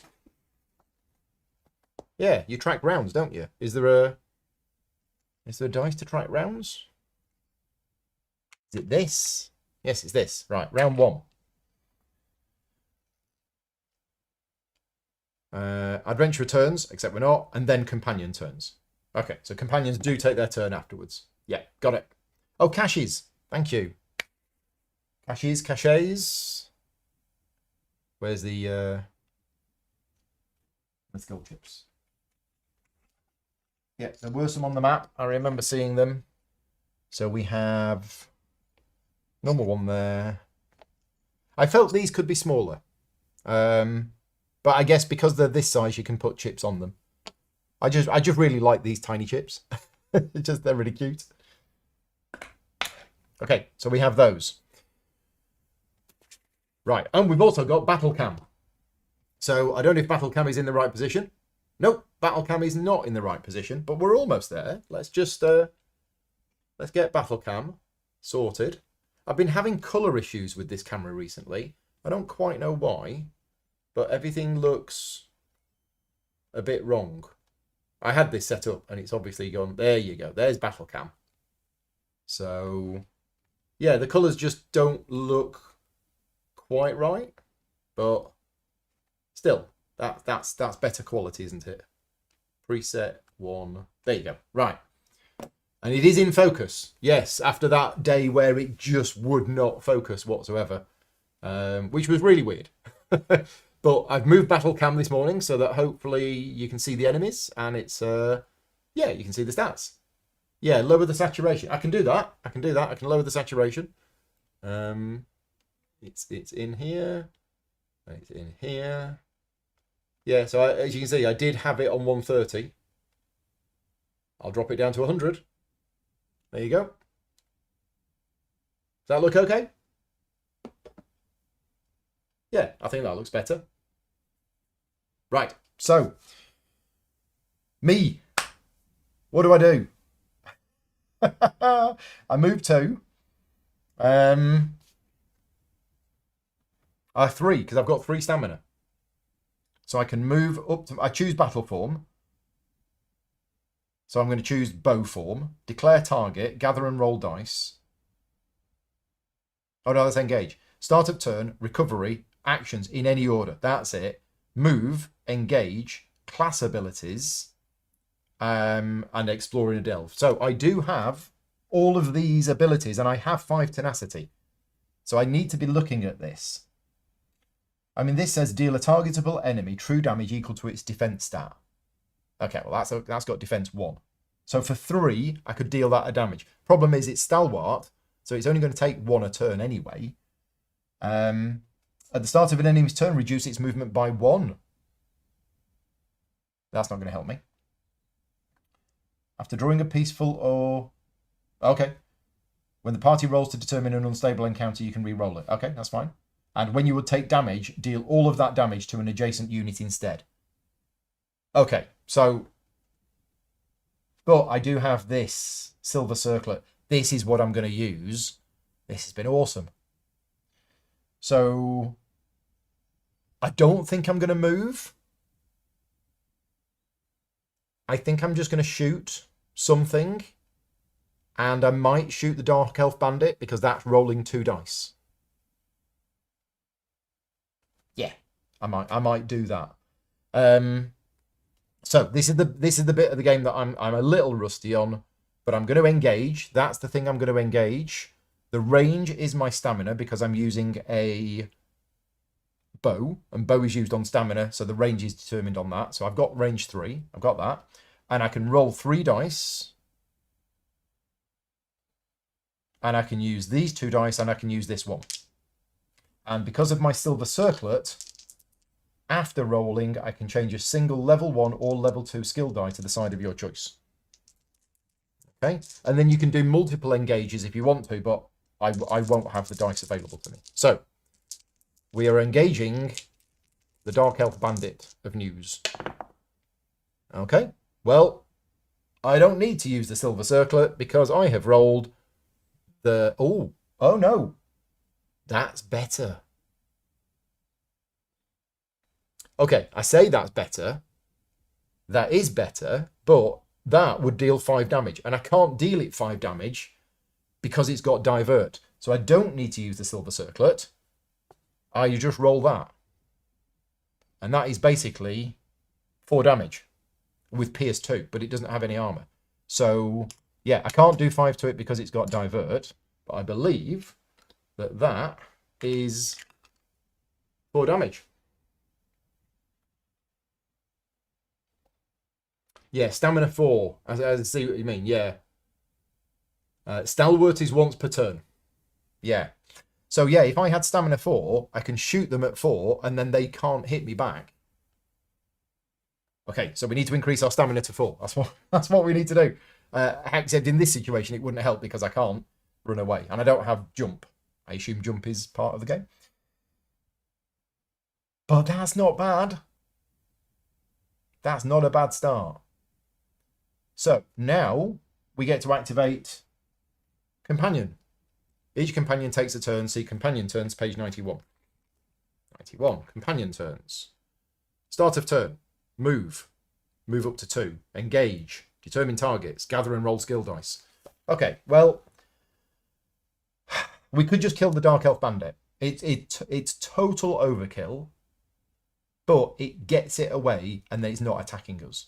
So I think that's what we're going to do. I think we're just going to move Zenithissa to here, and we're going to attack the Dark Elf Bandit, but because she's bladed, she's going to deal an additional 2 damage to its target. That's overkill. That really is overkill. But it gets the enemy out. It's gone. So I think we're going to do it. We're going to get rid of that. So that's gone. First enemy dead. And then the Horvor attacks. Move your dice to cooldown. Oh, yeah, thank you. The fundamental rule of the game. Moving the dice to cooldown. There we go. Done. So the Horvor. So it moves. It's only got a range of 1, so it moves 1.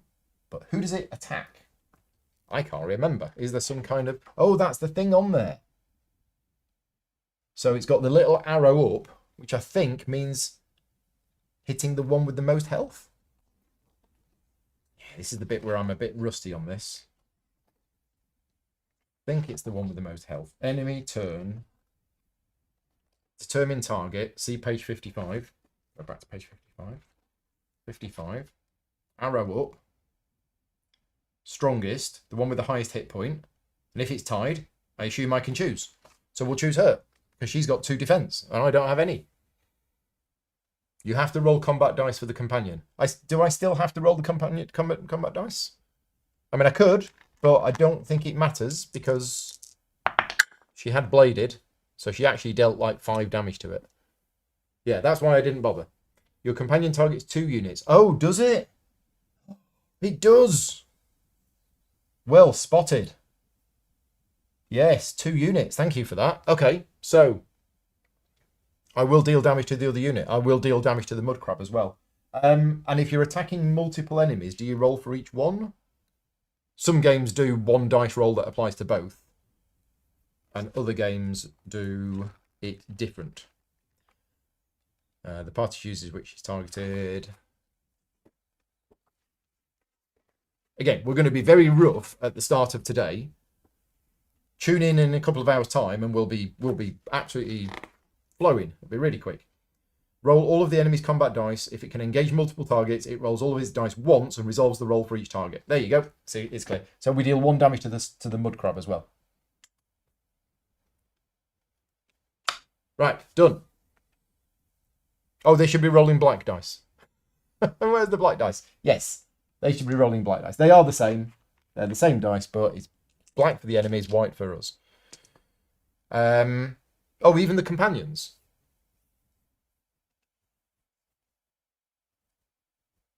Okay, so companions should be rolling black, but it as you say, it is the same. Right, so the Horvor is attacking one of us, and it's going to attack Zenithissa, and it's 1 dice. Is it going to bounce off her armor? Yeah, 2 damage, bounce. We've got this. We've totally got this. Right, round 2. This goes first. It doesn't move. It attacks. It's got 1 dice. It bounces off her 2 armor. This seems really easy. we've got a companion that's got 2 armor. So, yeah. Now, is there any penalty in this game for firing at point-blank range? I don't know whether there is. Don't know whether there is. Right, so my go. Recovery.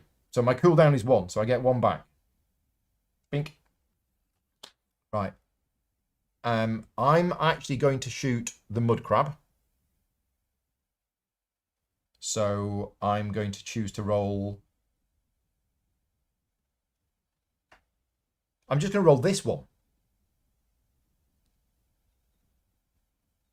Yeah, I'm just going to put 1 dice in. I got the companion because it was part of the quest.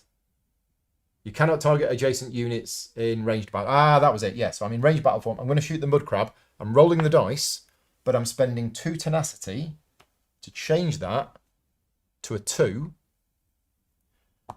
1 goes through the armor, and I deal 1 damage to it. Right, that's me done. And then Zenithissa hits both of these.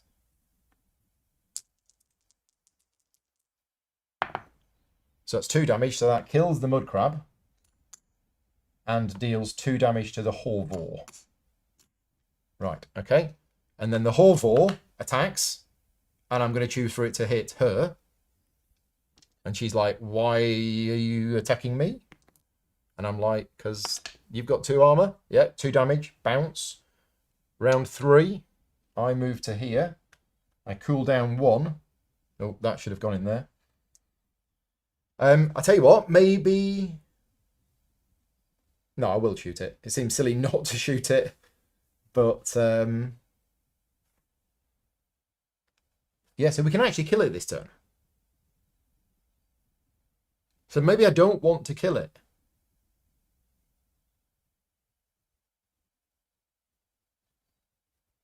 So that I can go up and loot some treasure and stuff. I don't need to spend the tenacity. Your armor, your snipe ignores the thing. Oh, I forgot about that. Oh, no, it doesn't have armor. Oh, but on that one. Yeah, you're right. So I didn't need to spend the 2 tenacity. I'm trying to spend the tenacity because I'm about to get 2 back. Although I do have all of this. Yeah, I don't think I'm going to use any of this.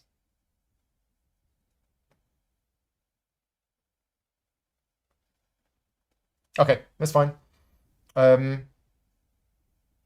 Yeah, so I'm not going to engage.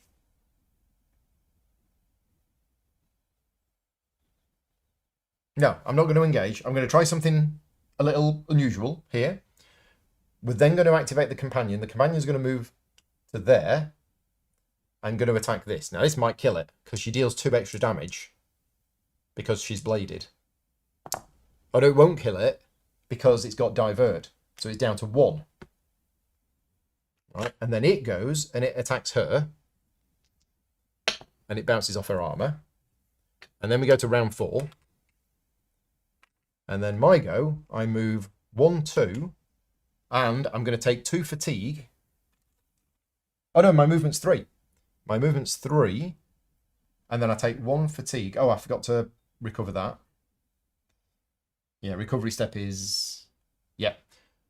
So I spent 1 fatigue to go on here. Right, loot. You get a movement after everything is dead to scoop the loot. Do you? I don't know. I can't remember that. End of round, determine whether the encounter is complete. I think it happens at end of round. So I don't think you get 1 more round. But, yeah. Oh, fatigue movement is overland only. Oh, you're right. You're right. Okay, so I can't take the fatigue. But I can move twice.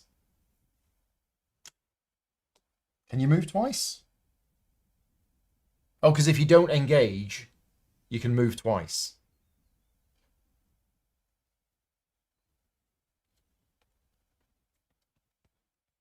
Oh, not quite enough to get there. Okay, so we've arrived at this, and we interrupt this broadcast to bring you lockpicking. little mini game. Now, I get 3 attempts to do this, and this is where you can take fatigue. So, I've got the 4. I'll just take 2 fatigue. I mean, I get 3 attempts. No, it's fine. I'll take 2 fatigue. I'll turn that to a 1. Turn that to a 5. And we got it. Okay. Oh, I see what you mean. I could choose that Zenithissa just doesn't attack. Yeah, that seems a little cheaty, but I think you're right. I think I can. I can choose not to attack with her. So we've gained Leowin's Gambeson Quilt. 3 tenacity, remove 2 hit points from any pet in one adventurer's ready slots. Okay, don't quite know what that means. Oh, remove 2 damage from a pet? Yeah, maybe. Okay, so Zenithissa's turn, she's not going to attack. And then its turn, and it attacks. Yeah, so we're literally she's just standing there while I run around and get the loot. I mean, obviously, when we get to the next round, there's going to be fatigue. So I might just do 1 more round, double move, legendary item, 4 checks, and then a 6 first. Did I have movement left? Oh, I did, but it's fine. Because I went 1, 2, 3. 1, did the thing, 2, 3. 1, 2, 3. I can probably get both. Yeah. So first turn I went 1, 2, 3, 1, do the thing, 2, 3. And then this round I'm going 1, 2, do the thing, 3, 1, 2. So I can get both. Okay, awesome. So we're doing the legendary one first. 3, 3, 3. Now, I can't remember if you need the 6 first. Do you need the 6 first? Where's my index? Lockpicking. 68.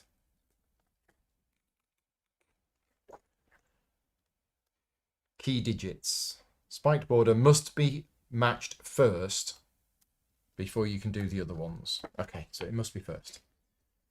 I think I'm just going to scrap attempt 1. Attempt 1 is done. Attempt 2. Okay, I will take a fatigue to match the 6. So that's the first one done. But I get that dice back. Then I do the 5 and the 3. Okay, and then attempt 3 and attempt 4. Yay! I think that's right. Let me know if I did that right. We've got a Scamp Crusher. It's a 2-handed item. Okay, probably not going to use that. Okay, and then this one.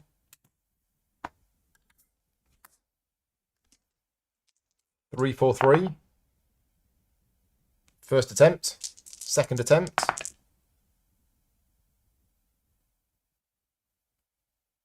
Third attempt. No, I'm not going to bother. What was it? Who knows? Probably a speedboat. Right, and then she's going to kill that. Because we don't want to go to any more fatigue rounds. Awesome. And there was much rejoicing. So, we succeeded. We gained 3 XP for that. So we're up to 5, and that's on 3. And because it's an unstable encounter, I gained 2 tenacity. Don't have the tenacity. These come off. Didn't take any damage. Yeah. And then I think these go back in the bag. Is that right? Yeah, I think these go back in the bag after the end of the encounter. So, we are now in the reward phase. I'm going to spend 3 XP. Well, the first thing I'm going to do is I'm going to spend 2 of it to increase my cooldown to 2. And then I'm going to spend 1 of it to buy a light armor skill. So, this is all very exciting. There is the grace die, and there is the spell warding. I'm going to take the grace die. So I've never had this before. What colour is it? Oh, it's this light blue here. And it's that one? Yeah, it's that one. Okay. There you go. 3 XP spent. Total XP of the party is now 5. Oh, did I miss 2 cooldowns? Okay, thank you. Yeah, I was going quickly and I forgot about the cooldowns. Right, end of day phase. Activate the province effect. Oh, it's 2 of them again. That one and that one. Getting bad. Getting bad. And then Adventurer's Rest. So I heal, but I don't need to heal, and I remove 1. In Adventurer's Rest. Okay, that was it. Day 5. Do not forget to cool for looting rounds. Yes, okay. I think we're good. I think we sorted it. Thank you. So day 5, we're going to go to here. It's another unstable encounter.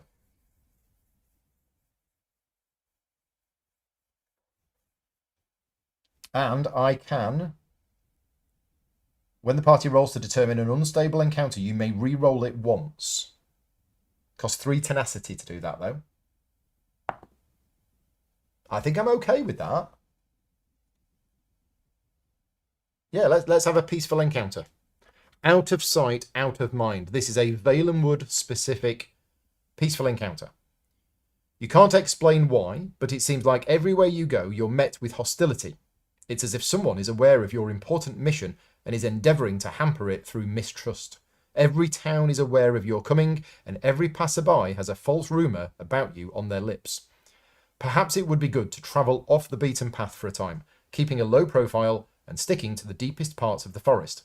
Rumours require fuel, and if you can keep yourself unseen while you travel, perhaps the heat will die down. We don't have any options. It is just 1 XP. Just don't get lost in the woods. Each adventurer may choose any number of any combat dice up to their stamina and roll them. If an adventurer rolls no misses, they may reduce each influence track by up to half the amount of rolled damage rounded up. If an adventurer rolls any misses, however, they cannot reduce the tracks and must gain a Bane status die instead. Wood Elves, Scouts and Rangers may re-roll once, but they must re-roll all dice when doing so. Oh, and if it's an unstable encounter, adventurers gain Forest Blight instead of a Bane status. Okay, so we have... There's only 1 blank on here. And I get to re-roll once. I think I'm going to go for this. I'm going to go for this. Oh, Overland changes. Oh, yes, thank you. Overland changes. Peaceful encounter. So the peaceful encounter is... If the encounter has an unstable option, that option must be chosen. Okay, so we're okay. Yeah, we're okay. Thank you. So I'm going to roll all 3. We're going to go for it. We're going to roll 3, and I get to re-roll once because I'm a ranger. And I think this is successful anyway. I think... Oh, no. Well, what counts as it being successful? Like, if I get a miss, I get a thing. I don't know what counts as it being successful. This is important. Succeed. Encounter. 36, 37, 38. Right. Resolving encounters.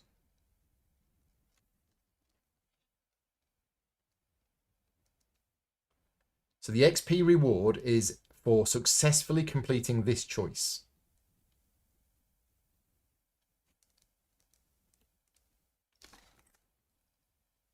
A peaceful encounter is automatically successful unless noted otherwise. Okay, so it's going to be a success anyway. Good. Yay! No need for any rerolls. So, if an adventurer rolls no misses, they reduce each influence track by half the amount of damage rounded up. I rolled 5. Wow. Down to 0. Down to 0. Down to 0. Check that out. That's pretty awesome. That is pretty awesome. And it's got that icon on it. So it's going to go back up again. Woof! 2. Oh, and 1 XP. 1 XP. So that's 2 successful, unstable adventures on consecutive days. Great. Right. And then activate the province effect. I saw the card. It was that. Adventurer's Rest. So we're going to heal 1. We're going to do that. And we can spend that 1 XP if we want to.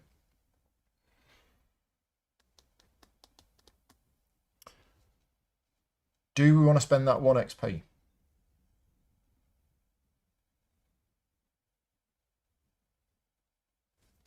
So I could potentially buy another... Oh, is there only one of those? Oh yeah, there's only one of those. I could buy Spell Warding. Or I could keep it. Or I could buy another Health. Health can be really, really essential at times. I think I'm going to buy another Health. I'm going to play it safe. I'm going to buy myself another Health. Spending my 1 XP, giving me another Health chip. Okay, that was day 5. Done. I can get level 2 armor. Oh, I could have done. I could have got a level 2 light armor. Oh, of course, because I've got a level 1. Yeah, I could have got level 2. I always forget the fact that the cost to buy the dice is based on where it goes, not based on the level.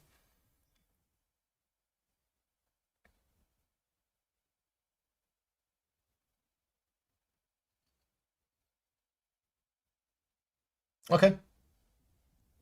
I'm happy with that for now, but thank you for reminding me of that. And this is going back to what I said at the start of the stream about the advice from the chat. Thank you. But at the moment, the advice I'm getting from the chat is perfect. It's not telling me what to do. It's reminding me of rules that I might have missed. So yeah, that's making today a lot more enjoyable. Thank you very much. Right, so off we go. Day 6. We're going to do another unstable encounter.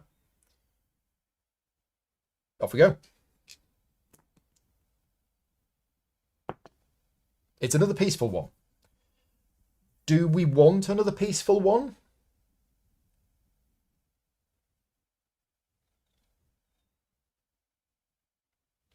I kind of want a delve before it gets too dangerous.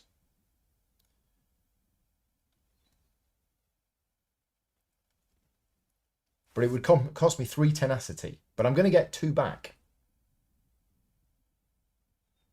No, I think I'm going to stick with the peaceful one.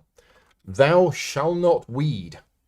A craggy wood elf approaches you and asks if you can help her with a unique problem. My home is continually harassed by stranglers, she says, referring to the carnivorous plants that regularly threaten travellers in Valenwood. Could you clear them out for me? I'd do it myself, but I don't want to violate the Green Pact. Often puzzling to outsiders, the Green Pact is interpreted in many ways by those who adhere to it, but the primary principle is this: don't harm living plants. Some might feel an exception is warranted in the case of self-defence, but it seems this wood elf would rather you do her unholy work. Okay, we have to choose this option here because it's an unstable encounter. Per coin spends, the pact doesn't. We're going to get 1 XP. Each adventurer gains 2 light fatigue and draws an item. And each wood elf adventurer loses 1 tenacity. Okay, well that's nice and easy. So I gain 2 light fatigue and draws an item. What have we got? We have the Orcish no rhubarb salad. And we gain an XP. So we're up to 7. Pop. Okay, and it's got that icon on, so I'm just going to move it now before I forget.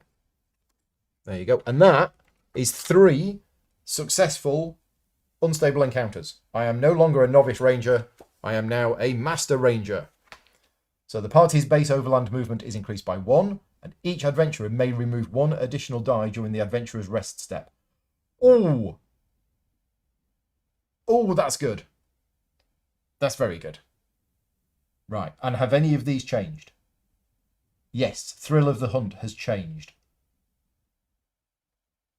Oh, as has Revealing Flare.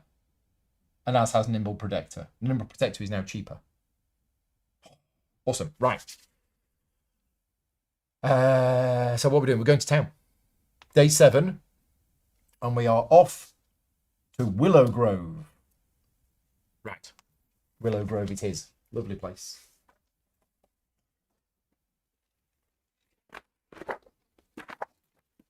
Willow Grove is a small wood elf town famous for two things. The first is the town's undying adherence to the Wood Elf Green Pact, which forbids the consumption of harming plant life. The second is the town's delicious honey mead, which, in adherence to the Green Pact, is very heavy on the honey. And I realise I've got an XP. I could have spent that at the end. Oh, and I skipped the Adventurer's Rest step. Thank you. Which is 2 dice. I got too excited. Too carried away with myself. I have 1 XP to spend, but I'm going to save it. So, Green Pact Devotion. At the start of this encounter, each adventurer must discard all food items in their inventory. Oh. So the Yorkish no rhubarb salad that the woman gave me. Then each adventurer heals for 1 hit point for each thing, and 2 for each thing that does not have, they discarded, that does not have any of the following traits. Fruit, grain, salad, or vegetable. Okay, so I lose it, but I don't get anything for it. Ah. It's a bit sad.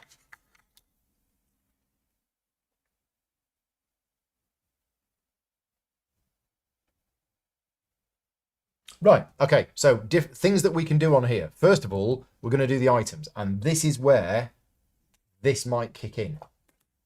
So, common items, 5. 1, 2, 3, 4, 5. Legendary items, 0. So we're looking for an item with the accessory, keepsake, or ring. No. No. No. No. And no. Ah. Right, okay. The Dram of Detection, the Stink Horn Tonic, Wood Elf Breeches, Glyph of Prismatic Defense, and the Breton Pork Sausage. I mean, that Glyph of Prismatic Defense, the Enchanted Adventurer cannot be targeted. But when the Enchanted Adventurer deals damage, discard this. Okay, right. Trainers. We have two trainers available to us. Some of the higher level dice allow for re-rolling your dice. Yes. Yes, I saw the enchant weapon one, which was quite good. So 2 trainers are available. Which is those 2. There's acrobatics. I think that's acrobatics. But we need to go to the quest board. We need to pick up a 3rd quest. So that's the first thing we're doing.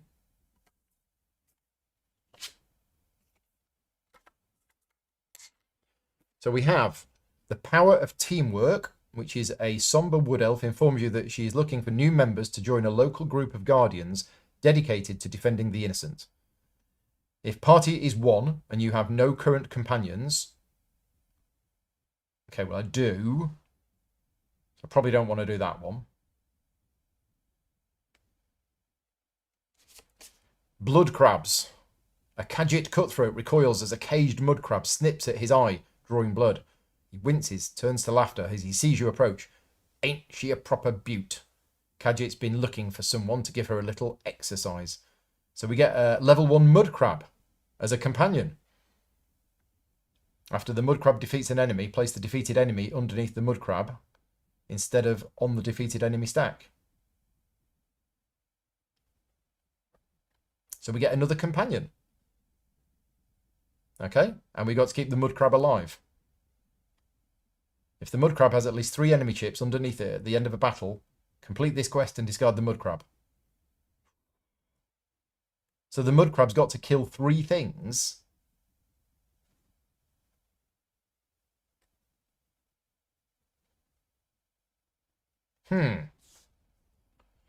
After the mud crab defeats an enemy, place the defeated enemy chip underneath the mud crab, above its hit points, instead of on the defeated enemy stack. And for each enemy chip underneath the mud crab, its combat stat is increased by 1. It keeps these chips between battles. Right, okay, so it's going to get bigger and bigger. I mean, it's funny. Let's go with that one. Let's go with blood crabs. So, level 1 mud crab becomes a companion. There we go. Controlled by the party. The mud crab only deploys with full hit points the first time it's deployed. For each subsequent battle, it deploys with the same amount of hit points it had at the end of the previous battle. Oh, do companions heal up normally? Oh, okay. Right. So that was one thing, the quest board. So what are we going to do as the second thing? Do we want one of these items?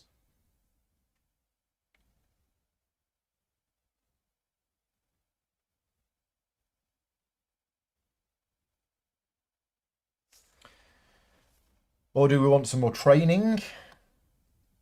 So what have we got? What training things have we got? I mean, we do have acrobatics. Yeah, that's even more movement.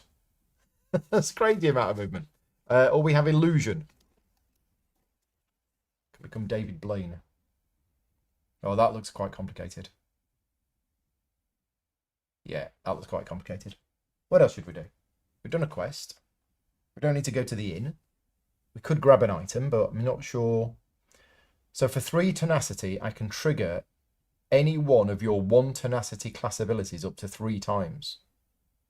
So I can do that 3 times.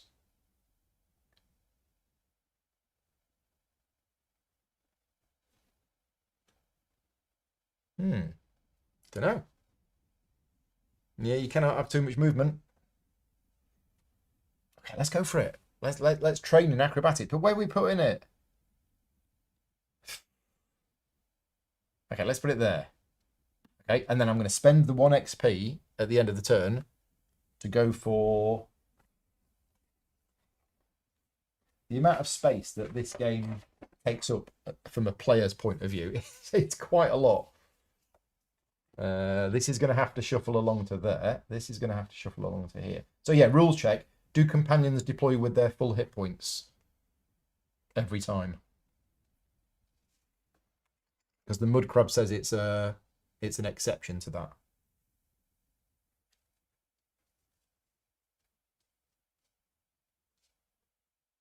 Okay, we do have space there. Tidy this up a little bit. There you go. Okay, got that, got that, got that. Okay, that's it. We've done the town thing. Yeah, we're going to have to go to another town to try and sort this out. But that's it. That's Willow Grove done. Right, so we've done the rewards. We've not untrained. We gain advancements. Track quest progress. End of day phase. Activate the province effects is... Back to that one again. There you go. Adventurer's rest set. I don't need to recover anything. I don't need to heal anything. End of day.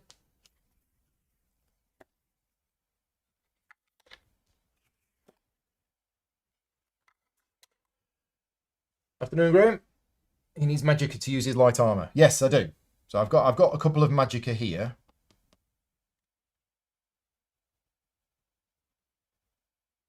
Yeah, so I don't know what that means. Whenever I use this, I've got to change to magic mode, I believe, and I can only roll a maximum of 2 dice. I believe that's what that is. Yeah, I don't want to dump magic. Yeah, no, I'm just going to keep it at 2. That's fine, because I'm probably not going to have more than 3 combat dice. So maybe get a 3rd Magicka, or maybe have a 4th combat dice. Not sure. Not sure. That's probably a wasted space there, but never mind. Right, that can go back in the bag. Did I spend an XP and not use it? I think I spent it. They were the 2 that I started with. So I've spent 1, 2, 3, 4, 5. Was I on 7? Oh, I've lost track now. Making me question myself. I think I spent the XP to get that. Yeah, I was going to pick up it. Yeah, so I've spent 1, 2, 3, 4, 5. I think I've spent 5, so I should be on 7. I think that's right. I started with 2. I got 3 from the first conflict, and then I got 1, and then I got 1.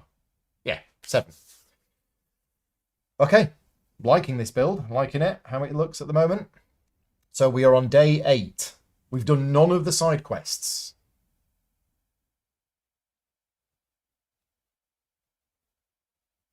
So we want to try and get in a delve to do that one.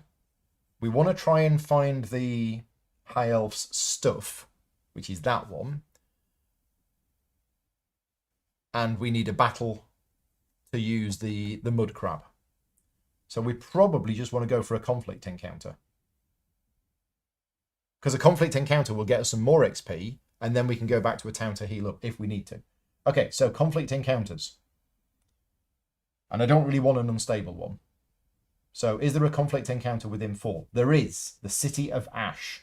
It's a lovely place. 1, 2, 3, 4. Let's go to the City of Ash. So day 8, we've travelled there. We are getting a conflict encounter. Alter your destiny.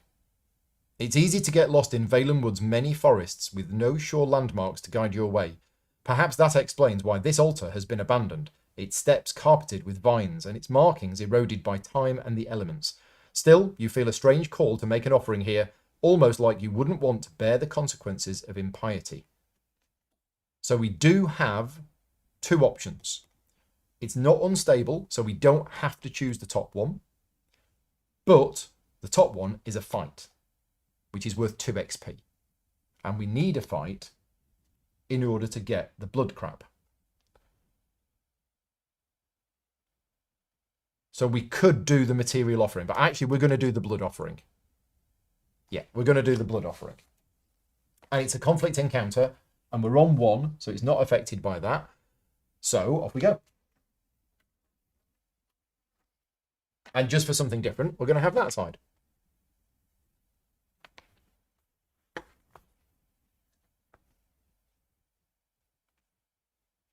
Okay, there we go.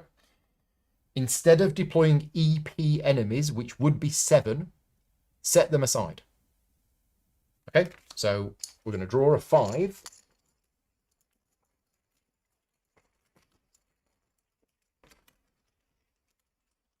I'm picking 3 out of here.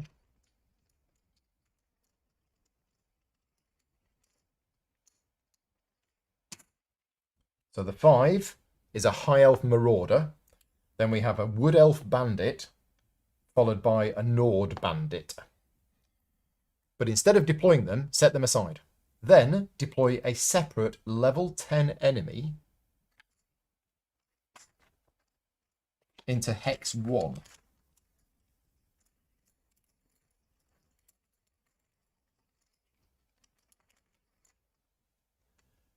It's the Khajiit Cultist.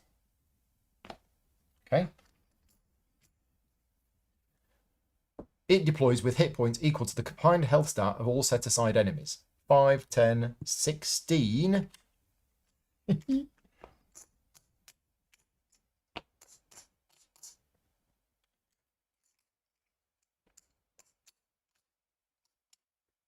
Okay, so 16 health. Okay, and while I'm here, let's not forget this time ashes. Okay. Ignore enemy skill stalwart. Okay, it doesn't have that. If you're in session 1, also ignores the enemy's defense stat. Okay, so it doesn't have 2 defense for this particular fight. It does, however, have intimidate, which is after this unit's engage, apply a fear status die to this unit's target. If it already had a fear status die, remove it instead. If the target already had a fear status die, remove it instead. Okay?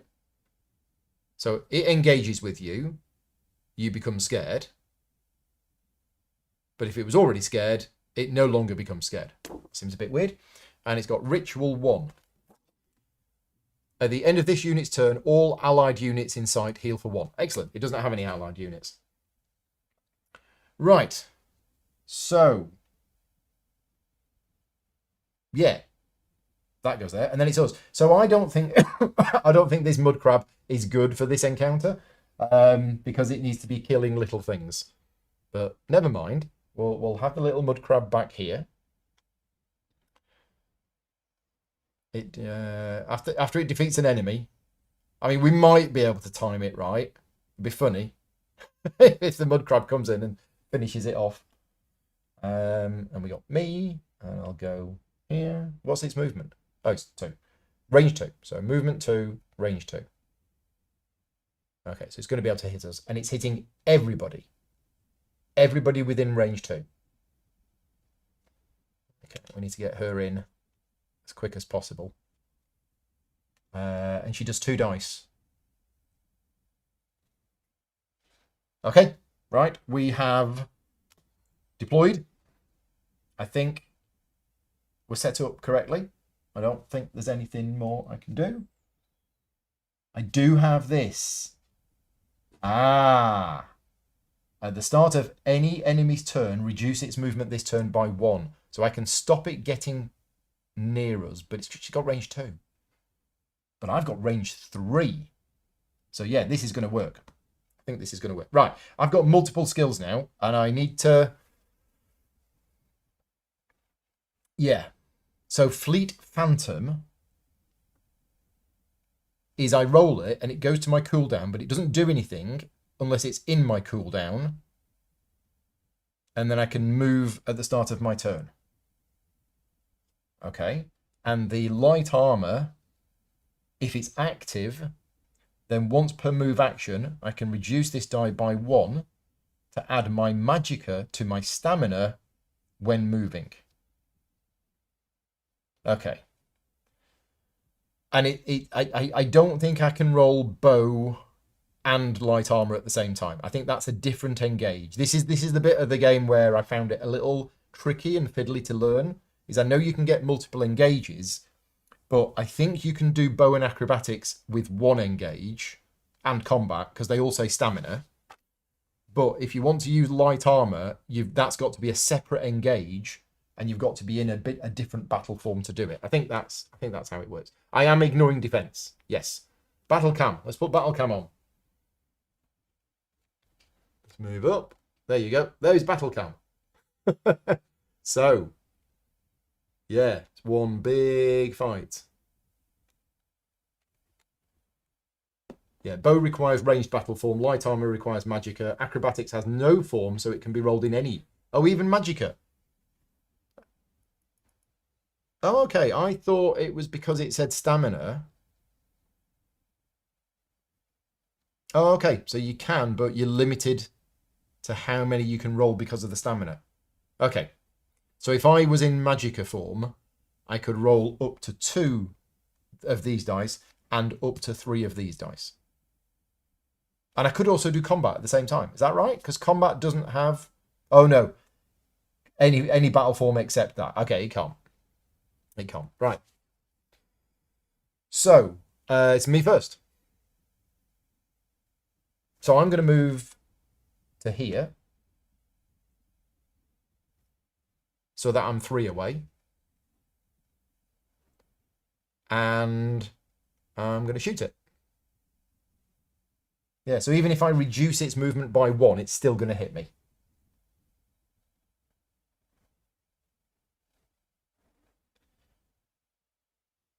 Yeah. Okay. Is this a bit too dangerous? Nah, it's fine. Okay, so I'm using those 2. And do we use acrobatics or do we just go all out for damage?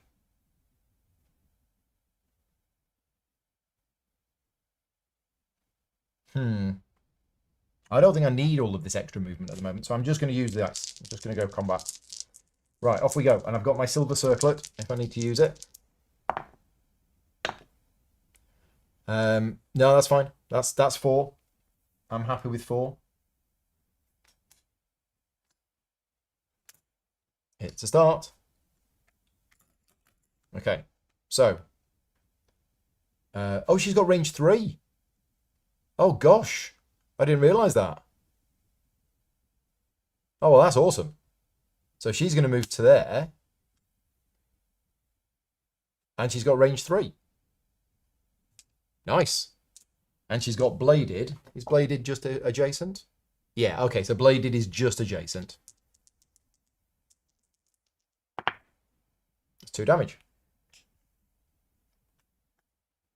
Okay, and then the mud crab. Well, So, rules question. This is going to affect everybody within 2. Can I choose that it goes here?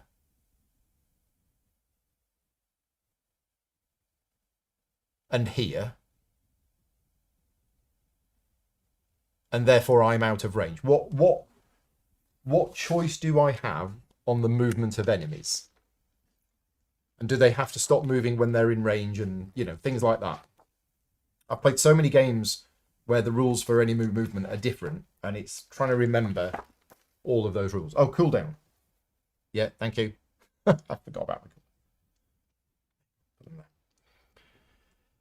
If an enemy must move, bit weird wording, it first determines the destination hex to move towards, must be the closest hex where at least one targetable unit within that enemy's range. Okay, so there or there is the closest hex where at least one targetable unit would be within that enemy's range and sight.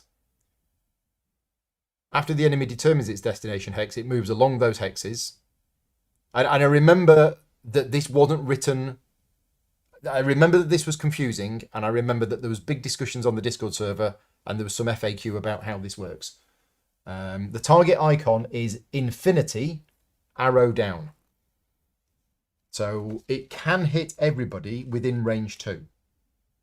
But the question is, does it work like Gloomhaven in that the monster moves to be as most efficient and provide as many things as possible?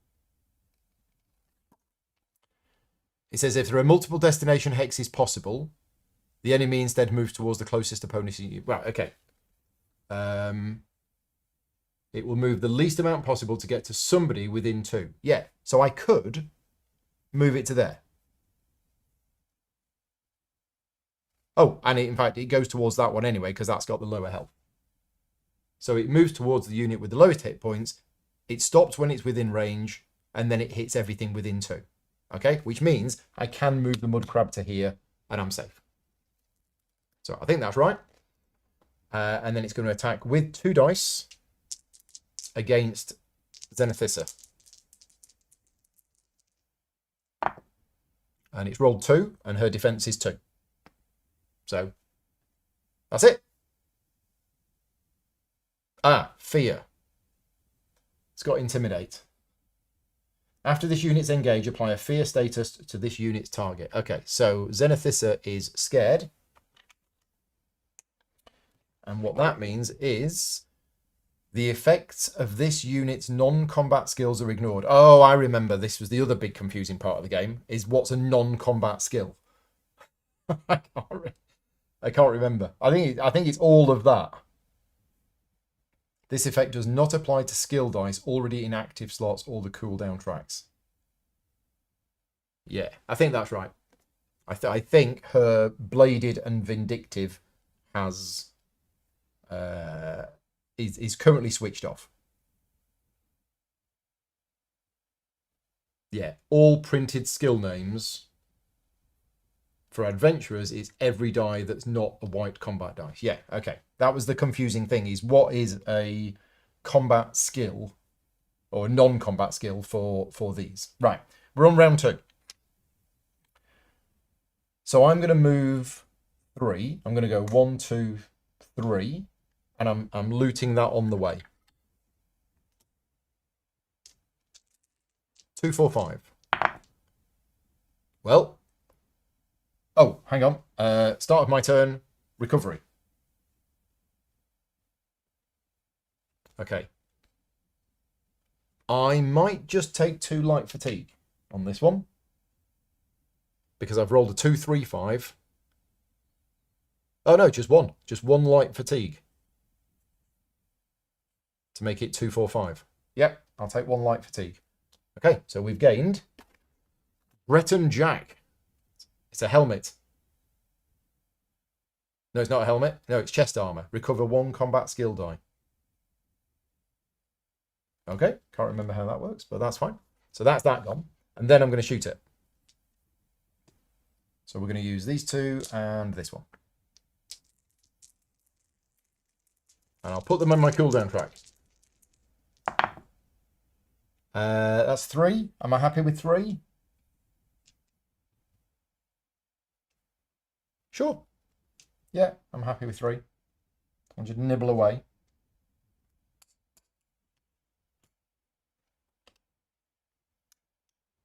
There we go. Armor abilities activate whenever you are engaged by an enemy, as long as the armor is in your ready slot. Okay.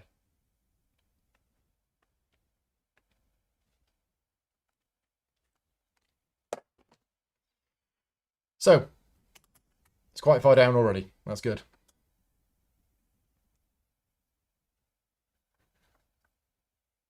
Right. So, my companion. Well, we're going to move in. Oh, no, because we're bladed. So the bladed is switched off because she's scared. So, actually, what we're going to do is we're going to move to here. Yeah, we're going to move to here, and she's just going to have her attack at range 3. It's 2 damage. Right. And then the mud crab. Kind of worried that the mud crab might die, although it has got stalwart.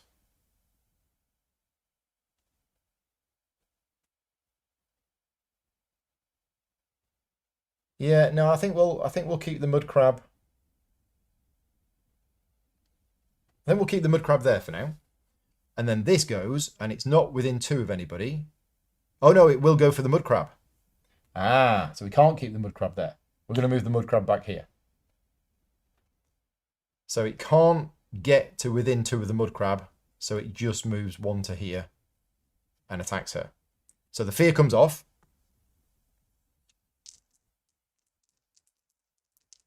That seems a little weird. Am I getting that right with intimidate? Oh, we should have been after the units engage. After the units engage, apply a fear status die to this unit's target. If it already had a fear status die, remove it instead. Yeah, okay. So it's technically still on there for now. But after the engage, it comes off. 3 damage, 2 armor, 1 gets through. Oh, it's to stop a solo character getting fear locked. Oh, okay, got it. Right, round 3. So I'm going to go... I'll recover. So 1, 2. Might need a little bit of a lie down.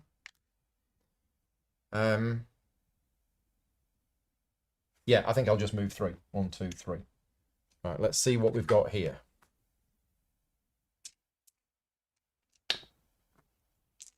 Don't really want to... no, okay.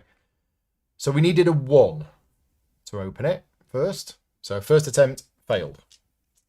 Second attempt, failed. Third attempt, failed. This is not going to work, is it? No. Fourth attempt, no. Okay, we didn't get that. So that was my first movement. I could do a second movement if I wanted to, and I might as well. I'll just move to here, so I'm out of range. Right, and then this time she's going to go in, and now she's going to roll her 2 dice and do +2 extra damage.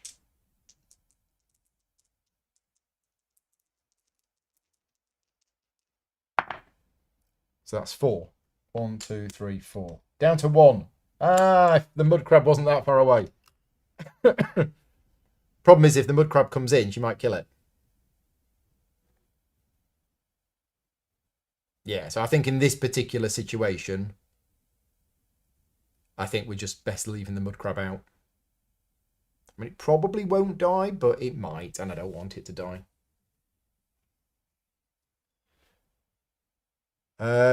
Right. So it's this. It doesn't need to move, so it's just going to do 2 dice of damage. 2 bounces off the armor. Round 4. Me. I'll recover.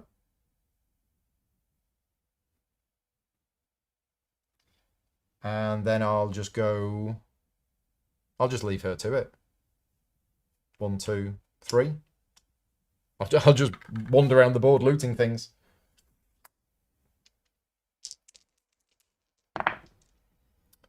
Need a 3/5/4. Yep, take a fatigue. Done. Got it. What have we got? Bright Throat Poultice. So that's going to go in my backpack. So the backpack can be the bottom line.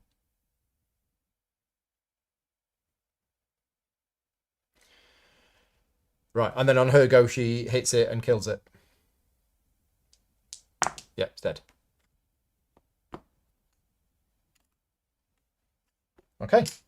Seemed quite easy, but she's really good. 2 armor is really good. For your dice. Oh, she cannot kill it as it has Stalwart. Does it? Don't think it does have Stalwart. It says ignore Stalwart.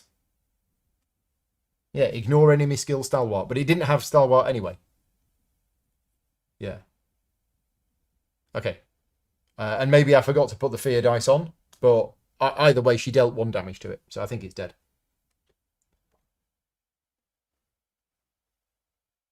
Oh, the mud crab. Oh, sorry, the mud crab can't be killed from Stalwart. Ah, yes. It can only take 1 damage a turn. Oh, never mind. Yeah, I should have put it in. It's fine. It's fine. Right, we get 2 XP. We're up to 9. 9 total XP.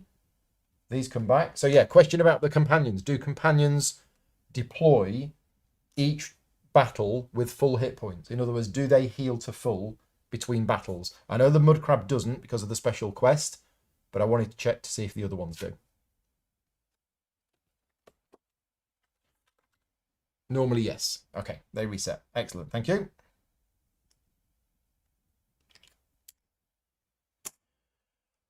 Right. So that was a conflict encounter. Now, the actual quest said after you've done one of these, you do a conflict encounter. We've not completed one of those yet. So that's an interesting one.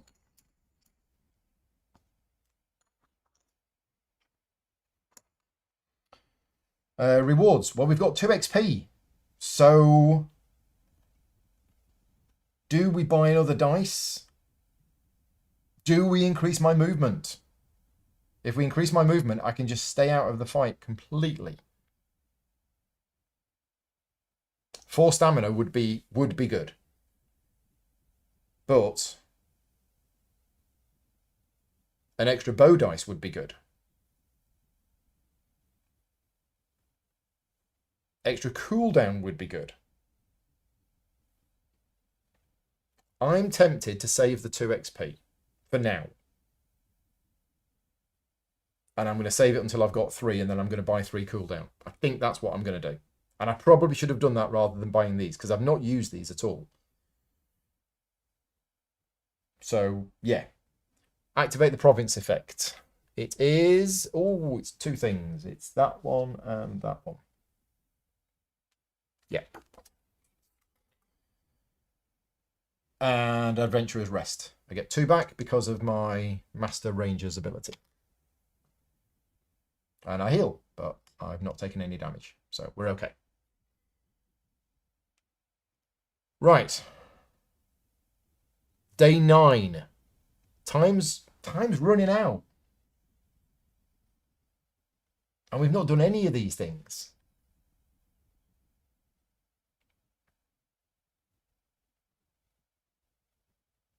I think we're going to have another conflict encounter. So let's go down to the coast, because we can go 1, 2, 3, 4. Let's go to Gilvardell.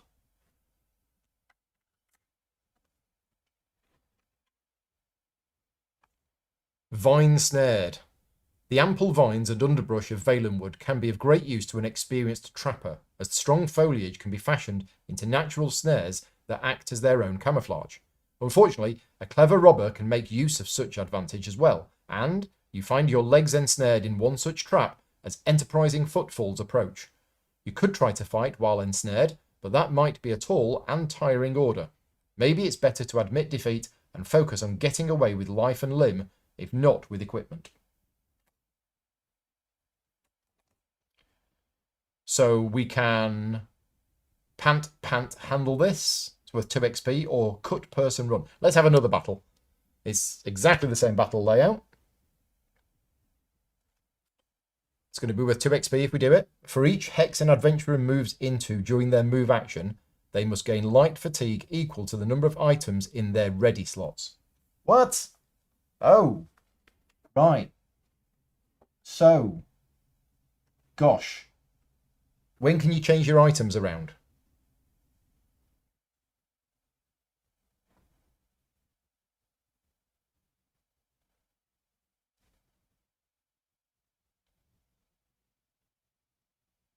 The other option would have been cut person run. Each adventurer must discard all items in their pack, but they can choose to rearrange their inventory before resolving this effect. Oh, maybe we do that one.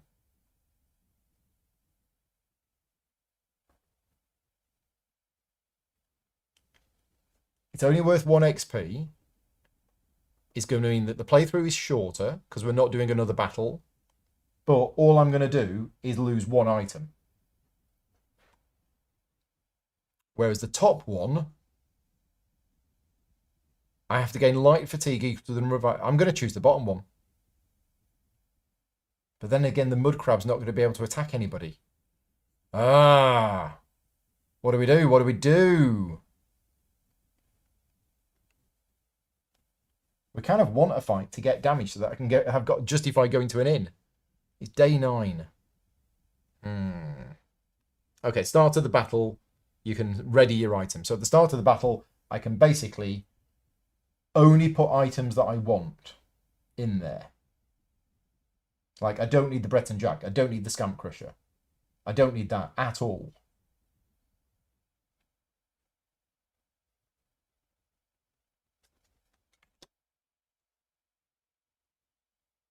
Okay, I'm going to have the fight, and I'm going to put those 3 in my pack.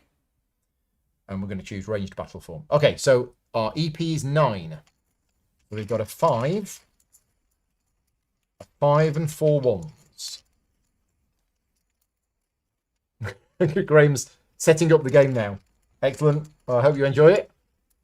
You can change items before battle or during rest phase. And you can switch items that you just picked. Yes, I remember. I remember that. Okay, so I'm drawing 5 of these out. 1, 2, 3, 4, 5. So the 5 is the Argonian Marauder. It's got Divert and it's got Enfeeble 2. I changed my mind. I don't want to do this. This is too dangerous now. We have a Spriggan.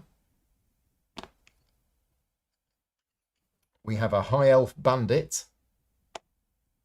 We have a Skeever Pup. And we have an Imperial Bandit. This stuff has just got real. For each hex that an adventurer moves during their move action, they must gain light fatigue equal to the number of items in their ready slot. So basically, I gain 1 fatigue for every space that I move. Wow. Okay, right, let's get Battle Cam on. Battle Cam is going to have to be moved around and zoomed out. There we go.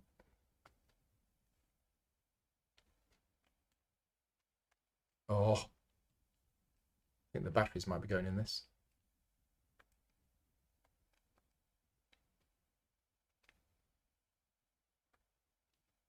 There we go. Right. Preset 1.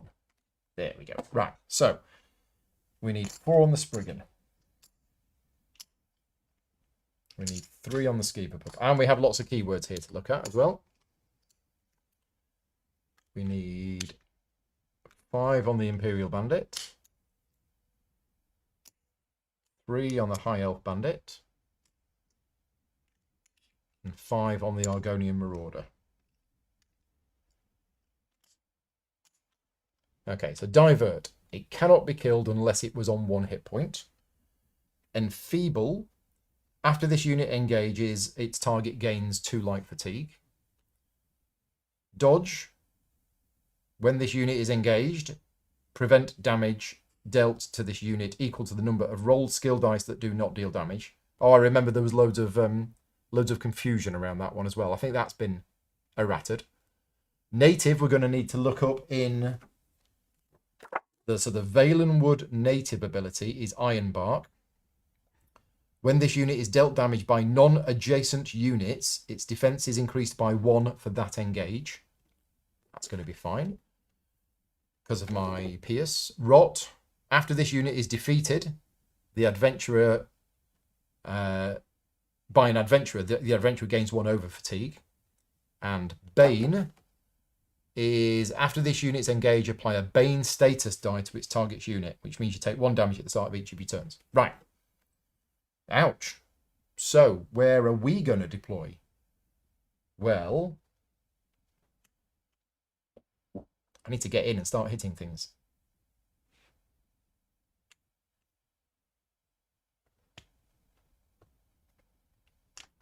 Don't like the idea of Bane.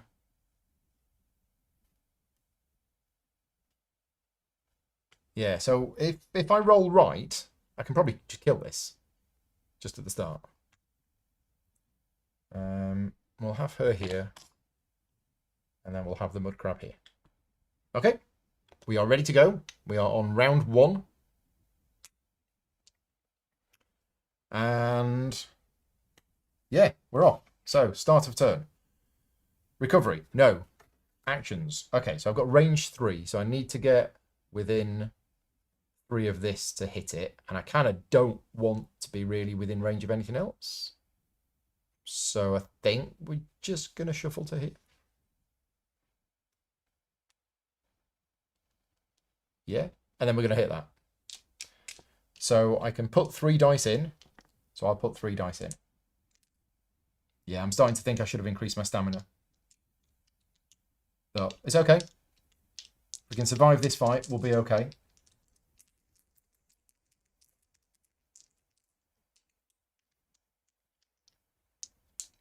Oh, I've also got this. Thrill of the Hunt. Deal 1 true damage to any enemy in sight. This damage ignores elusive, so I could actually deal 1 damage to that using Thrill of the Hunt.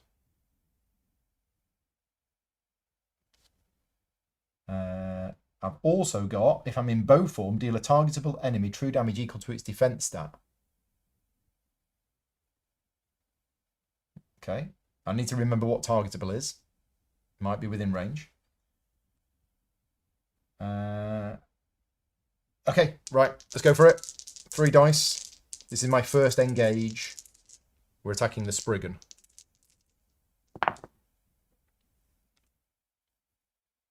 Okay. Well, I think we're going to use the Silver Circlet. So Silver Circlet, after rolling, change a level 1 or level 2 dice to the result of your choice. I'll turn it to that one. And that deals 5 damage. With 3 pierce, the Spriggan is dead. Okay, done.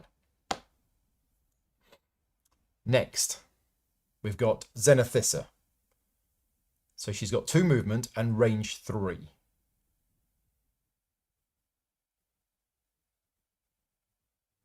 So we could just go for this.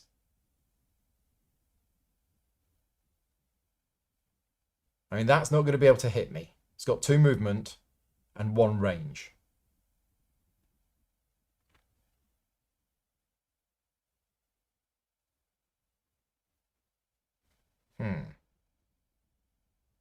Okay, so back to my turn. I am going to use the Thrill of the Hunt. Spend 1 tenacity to deal 1 true damage to the Skeever Pup. Okay. Right, Zenithissa is going to move to here. Or the Dark Elf Archer? What Dark Elf Archer? There's no Dark Elf Archer. Oh, 2 pierce, it's 1 per die. Oh, okay, sorry. It's not equal to the thing. Oh, no, it's not. It's X damage and pierce 1. Right, okay, got it. Wasn't pierce 3.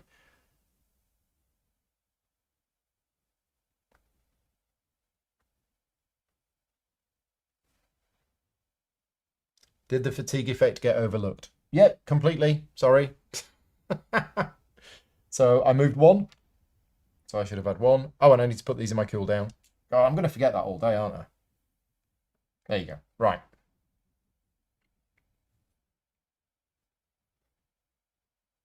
Okay, I think we fixed it. Hello. Right. So yeah, I think she's just going to move one to there. And she's going to use her ability to attack the Argonian Marauder. I think so.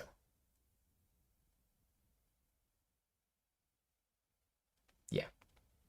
Okay, so she's got 2 dice. Her bladed doesn't work because she's not adjacent.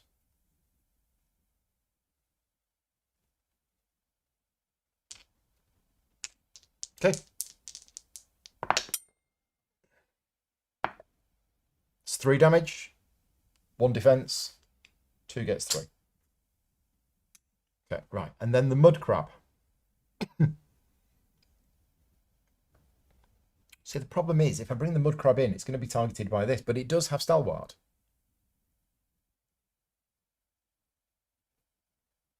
But the high elf bandit, oh yeah, so I think I can put it there safely. Because then this is going to hit that, and that's going to hit that. Yeah. Okay, mud crab is done. Right, there you go. So you always go with the highest one first. So we have the Argonian Marauder. It's got range 2. It's going for the weakest enemy, but it can move 1 to get in range of that. So that's what it does. And 3 dice. Ooh. And feeble only works if it's... well, it says after this unit's gauge, its target gains light fatigue. But these can't gain light fatigue, so... 3 dice. Ouch. I mean, she does have 2 defense. That's quite good. 1, 2, 3. So she takes 1. Ouch. Right, and then we got these in any order I want. I will do the high elf bandit first because it's got range 4. 1, 2, 3, 4. So it doesn't need to move. And it's rolling 1 dice. So that's going to bounce off. Bounce. We have the skeever pup that is going for the weakest one, so it moves 2. So it moves to there, but it's only got range 1, so it doesn't attack. And we have the Imperial Bandit that moves 2 and has got range 1. And is going for the weakest person, so it goes 1, 2. Okay, that's round 1 done. Round 2.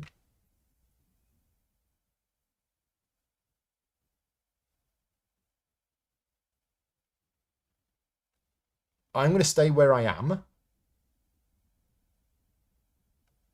Oh, first of all, recover. I get 2 back. I mean, I don't need to stay where I am. I want to be able to hit that. So I can go here. 1, 2, 3. Yeah, I can go here. Yeah, I am trying to avoid the rot.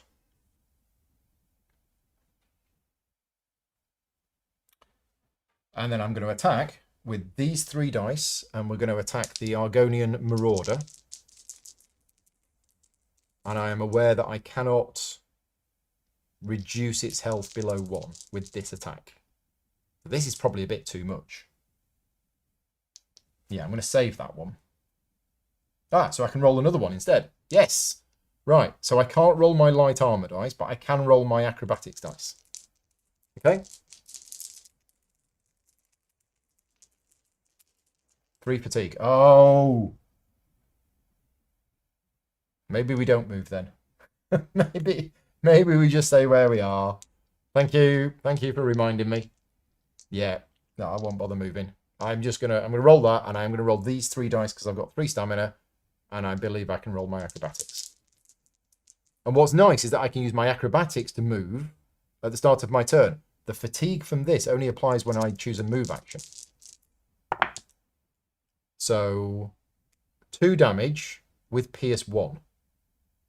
So it's 2 damage. Down to 1 health. Perfect, right?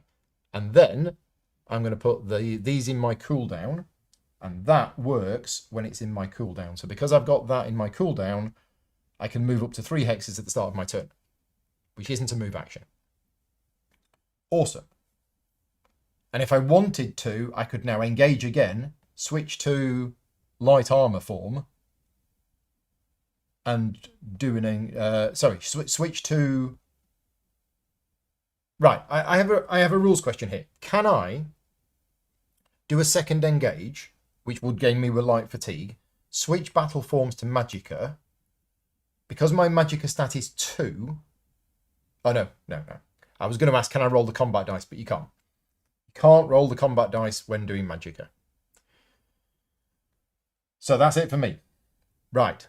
Then we're going to do...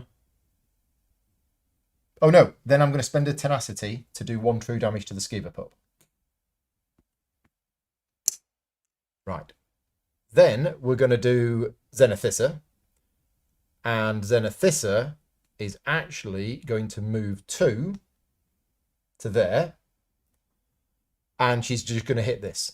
And this is going to kill it because she gets 2 dice plus 2 damage because she's bladed. So we don't need to roll.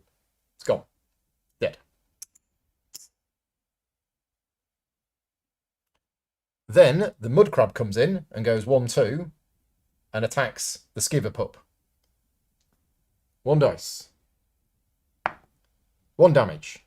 Skiver Pup is dead. So the Mud Crab has killed the Skiver Pup, which means the Mud Crab now has a combat value of 2. Wait, targets 2. What combats 2? Oh, she fights 2. Ah, so I do need to roll. Forgot she targets 2, so that's 3. Does she get +2 on both? When engaging an adjacent target, she deals 2 additional damage. So that's actually 5. It's got 1 armor. It's down to 1. Okay, battle's looking quite good. Mud Crab is done. Mud Crab has killed something. After the Mud Crab defeats an enemy, place the defeated enemy underneath the Mud Crab above its hit points. Each one increases its combat stat by 1, and if it's got 3 at the end of a battle, complete this quest. Nice. Okay, that is all of us done. So the Imperial Bandit doesn't need to move, rolls 1 dice, bounces off her armor. Right. The High Elf Bandit, goes for both of these 2. It can shoot 2 things. So it's going to shoot that one and that one. 1 dice for both. It's a 1, bounce, bounce. Round 3. I recover 2 dice. 1, 2. Yeah. Me. Oh, and I get to move 3 at the start of my turn. 1, 2, 3. So 3 at the start of my turn, which is a free thing. And then on my turn, I will move 1 to here. I'm just the Looty King. I need a 2, 3, 6. I got loads of fatigue. No. Second attempt. No. Third attempt. I might get lucky. I'm going to do it. I'm going to take a fatigue. I've rolled a 2, 3, 5. So I'll turn the 5 into a 6. 2, 3, 6. We have found a weapon sling. Okay. I'm not going to use any of this stuff. I just want to be able to sell it. Pity you can't sell it. So that's that done. And then, are we going to shoot something? Yeah. Yeah, let's use these. Well, actually, it's got dodge. So I kind of want to use the Mud Crab again.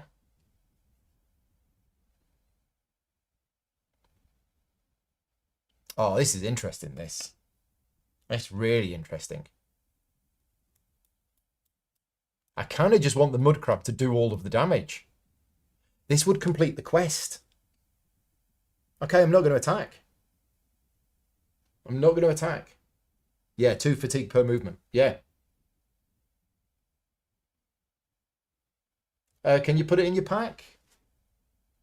I thought your pack was limited to 4. I thought you could only have 4 things in your pack.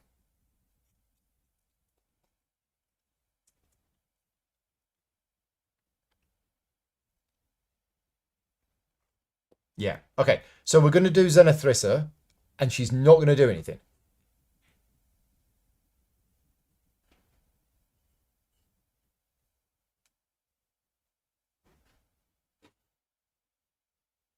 No, she's not going to do anything. Then we're going to do the mud crab. And the mud crab is going to go 1, 2, and it's going to attack the Imperial Bandit with 2 dice because it's a big mud crab. It's a blood crab. Got 1 defense. The native doesn't kick in because it's only against ranged. 2 damage. The Imperial Bandit is dead. Nom, nom, nom. Right. Then the High Elf Bandit is going to shoot these 2.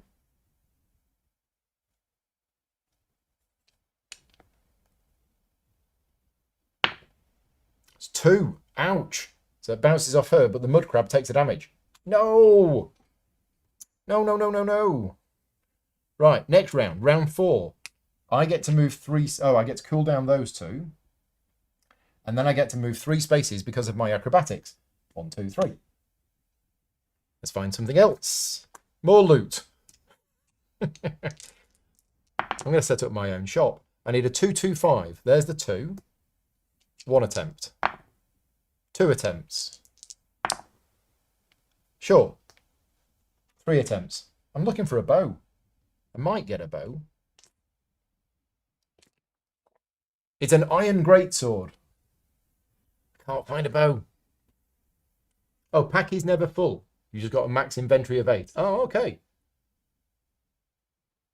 Oh, ready items are limited to 4. And your inventory is limited to 8. But you could technically have these in the pack. Is that what you were saying? Okay. Right. I desperately need the loot, but I want to finish this battle first. So we'll get this done first. This is round 4. She's not going to do anything. Well, she is. She's going to move away. And then mud crab is going to go here. And it's going to attack with 3 dice. But unfortunately, this has got dodge.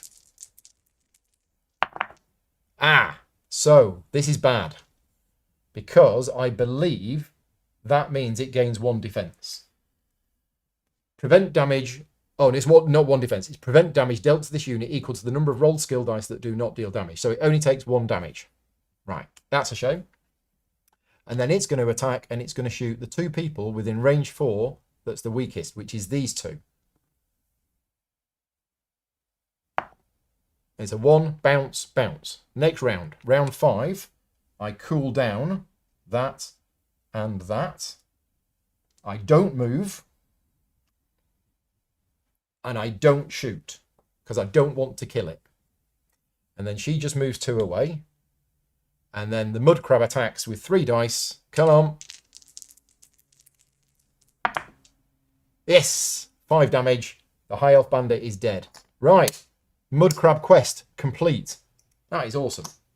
Right. I'm going to pop to the loo very quickly. I'll be back in 30 seconds.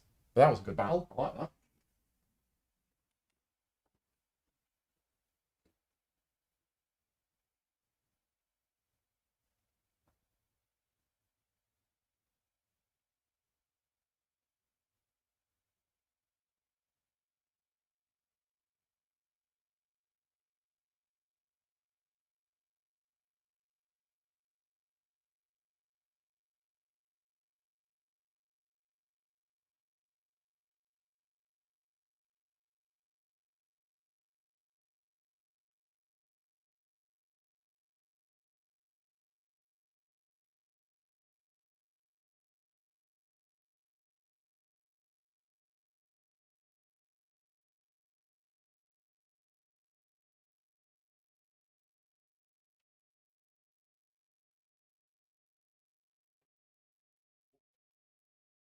Could have got some Jaffa cakes out as a celebratory Jaffa cake. But anyway, we're done. So we get 2 XP. So I've actually got 1 floating XP, which I need to spend. The mud crab is done. If I'd have dragged it out for an extra... Oh, I'm going to get them back anyway. Yeah, no, we're fine. Yeah, right. So if the mud crab has at least 3 enemy chips underneath it at the end of a battle, complete this quest and discard the mud crab. Gain 1 XP. Oh, okay. Loads of XP now. Oh, I need to track the XP on here. So we're on 11. Set this quest aside. It may now be discarded while in town to give each adventurer an additional shop action if the town has a shop. Okay, so done. Mud crab discarded. Enemies can go back in.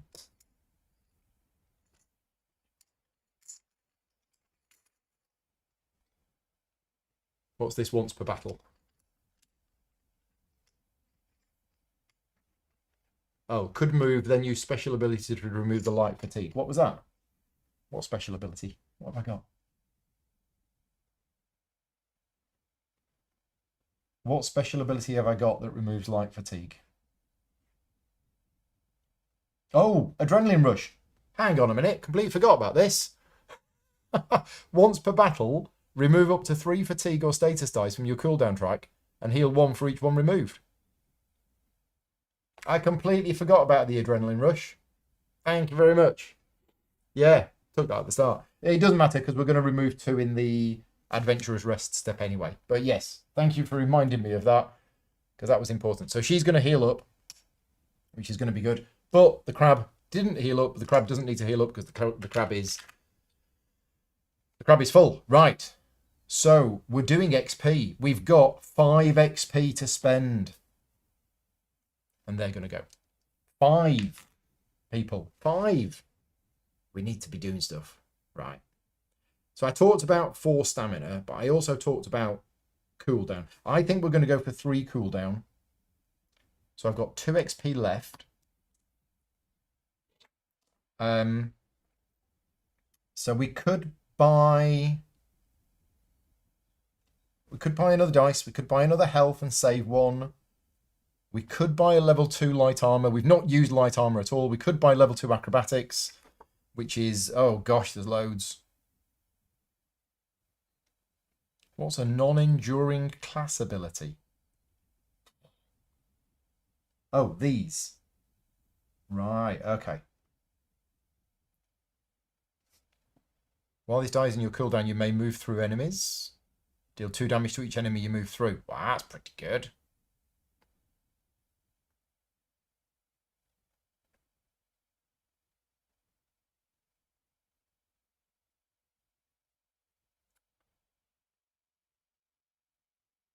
Okay.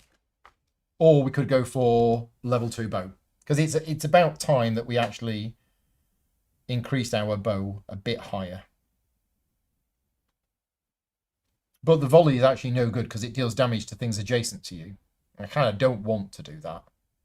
Although you can move in. Yeah. I remember now there is one bow that does allow you to attack at short range. But other than that, bows can't be used adjacent. But volley actually is used adjacent. So it's an interesting one. Acid spray I'm not sure about. But you need the level 2s in order to go high. You could just take another... another snipe dice if you wanted to, and just max out the dice because there are 4 of them available in the game.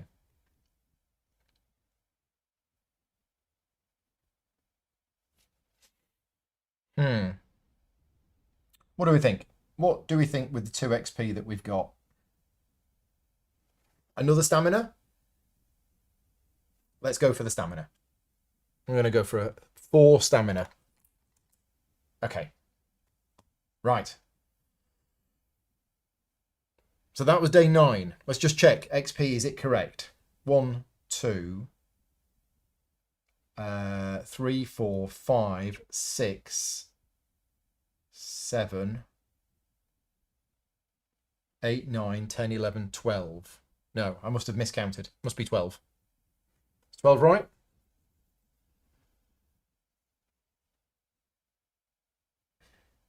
Yeah, I'm not going to track back. I think it's 12. So, end of the day, we didn't have a peaceful encounter, which means we need to draw that. Oh, wow, look at this. This is shooting up. Right, day 10. We need to go to town. And we don't need to go to town, but I kind of want to be doing 2 quests. Okay, so we're going to go to town. Where should we go?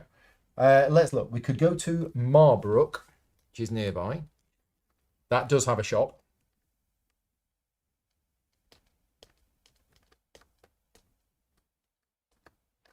We're looking for the place that's got the most items. There's Elden Root. Elden Root's got 3 and 3. Yeah, let's go to Elden Root. Okay, so we're going to go to Elden Root on day 10. So, Elden Root. The capital of the Aldmeri Dominion is the central city of Valenwood.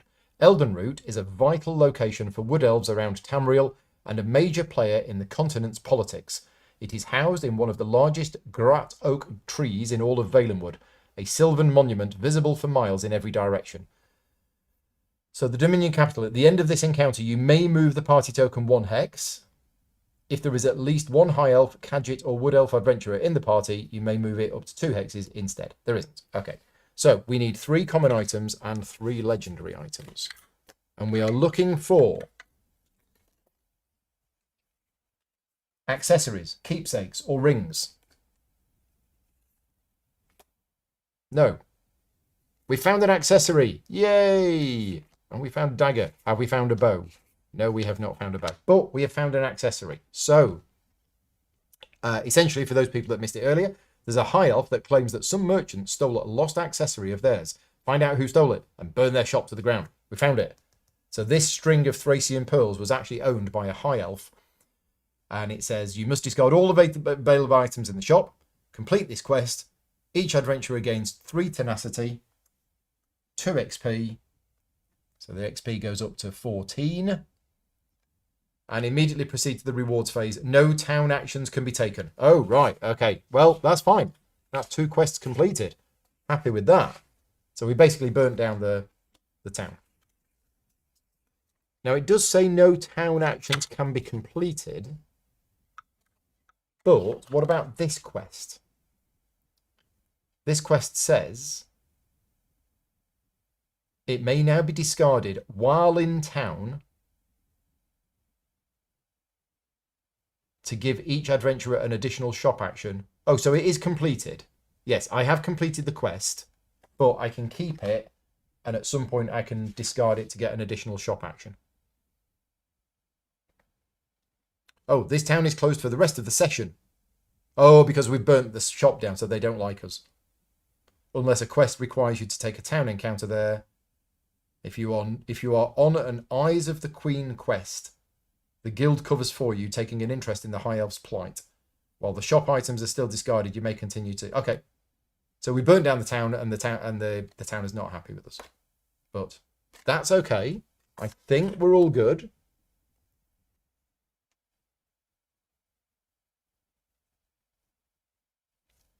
Yeah. And that was day 10. So we've done 2 of the quests. And the third one is for a delve. So, day 11. Do I want to spend those 2 XP at the end of day 10? I do. I'm going to spend those 2 XP. And I tell you what, I'm just going to keep it simple. I am going to buy... Oh, so if I buy another snipe dice, which is level 1, then I'm restricting myself from getting the higher ones.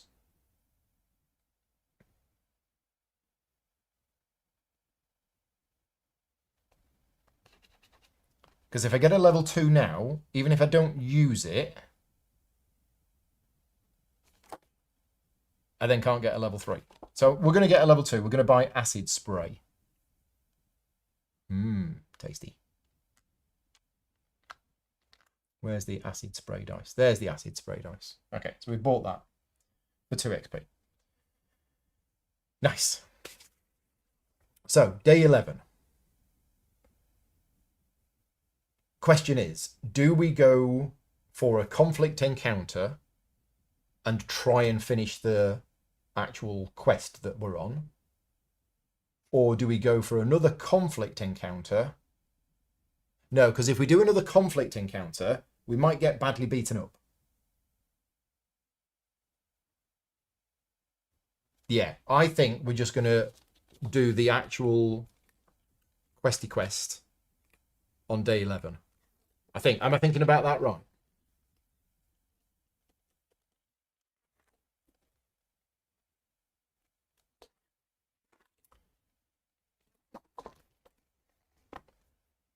So, we travelled to the 3 locations and we gained at least 1 side quest in each of the towns. Yes, we did that. After successfully completing at least one of them, travel to any conflict landmark and choose to initiate the following clash. Yeah, I think it's safer for me to do this now.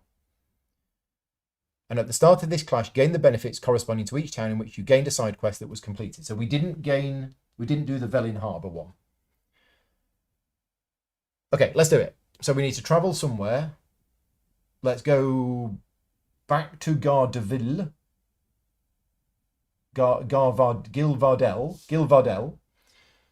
We're going to go there, and then instead of doing that, we're going to do this. So that is the layout. In fact, let's have a different layout. There you go. Let's have that one.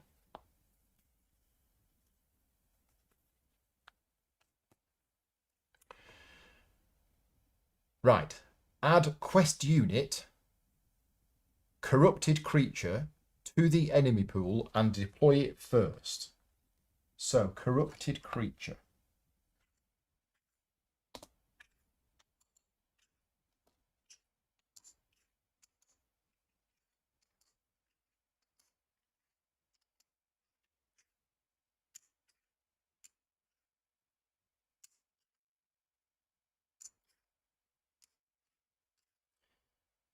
Okay, the last one that I find. There it is. No, there it is. Corrupted creature. Right. So, it's got 5 health.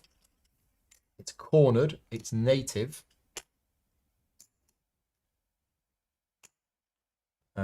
It's that type of creature, so I can kill it with my ability. And that's going here. We have some things on the map here. And here and here. Okay. So that's deployed first. If you chose not to work with Zenithissa, the combat stat of all of those types of enemies with the horns is increased by 2. If you chose not to work with her, the combat stat of all enemies is increased by 2. Well, I did work with her. So what was the downside of working with her? I thought, because we had the option right at the start to choose whether to accept her help or not. And I assumed that if we accepted her help, we would get a bonus that she would be with us, but there would be some kind of penalty later. Oh, it's here. Right. So, enemy pool. We have 14. Oh, do a peaceful day. Oh, yes, you're right. Rather than a conflict. Yeah, thank you. Okay. Slight undo. We're gonna do day 11 peaceful day, and then we'll do this on day 12. I think the only advantage of doing this on day 11 is that if you fail, you can do it on day 12 as well. But I'm confident we're not going to fail. Okay, so you're absolutely right. Let's do a peaceful encounter on day 11. Somewhere, like here. And this is slightly modified by that. Right, so introducing Arven. You're breaking camp when a young wood elf approaches you and extends his hand. Hello, he says. My name is Arvan. I went out for a morning saunter, and I'm afraid I've gotten rather turned round. But I always say that one is never really lost when they're in the company of good friends. This wood elf seems kind of odd, but at least he's personable. You look at his still outstretched palm and ponder whether he's worth getting to know. Oh, if you fail this, you have to redo it. Oh, okay, so this is not a fail. You can have another go. So we have 3 options, but I believe because of the current status of Deslandra's influence, if the encounter has an unstable option, that must be chosen, which is not this guy again. You slap Arven, gain the keyword rude. Okay, so we need to write a keyword down somewhere, rude, and we get an XP. And then, oh, that moves up too. Is that going to affect us now? Oh dear. So 1 XP, we're at 15. We've got one there. I'll spend it and I'll have some health.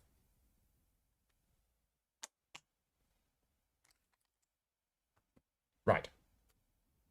Okay, and then day 12, we go here and we're going to do that. Now, this is a... So we've gone to a conflict location and we are setting up this. I'm not sure whether this gets affected by that. I hope not. Increase the relevant influence based on... Yeah. Before resolving any encounter, consult the following to determine if the encounter's associated influence track provides a negative benefit. But is it a conflict encounter?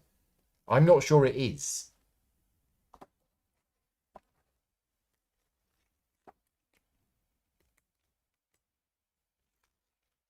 Because there are quests and there are quest steps.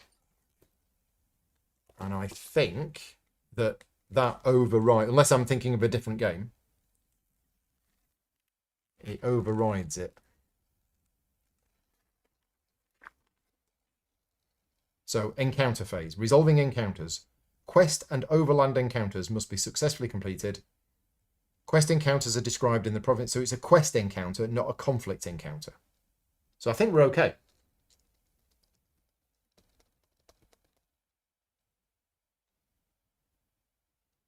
Yeah, it's not an overland encounter, it's a quest encounter. So I don't think it's affected by the influence meter.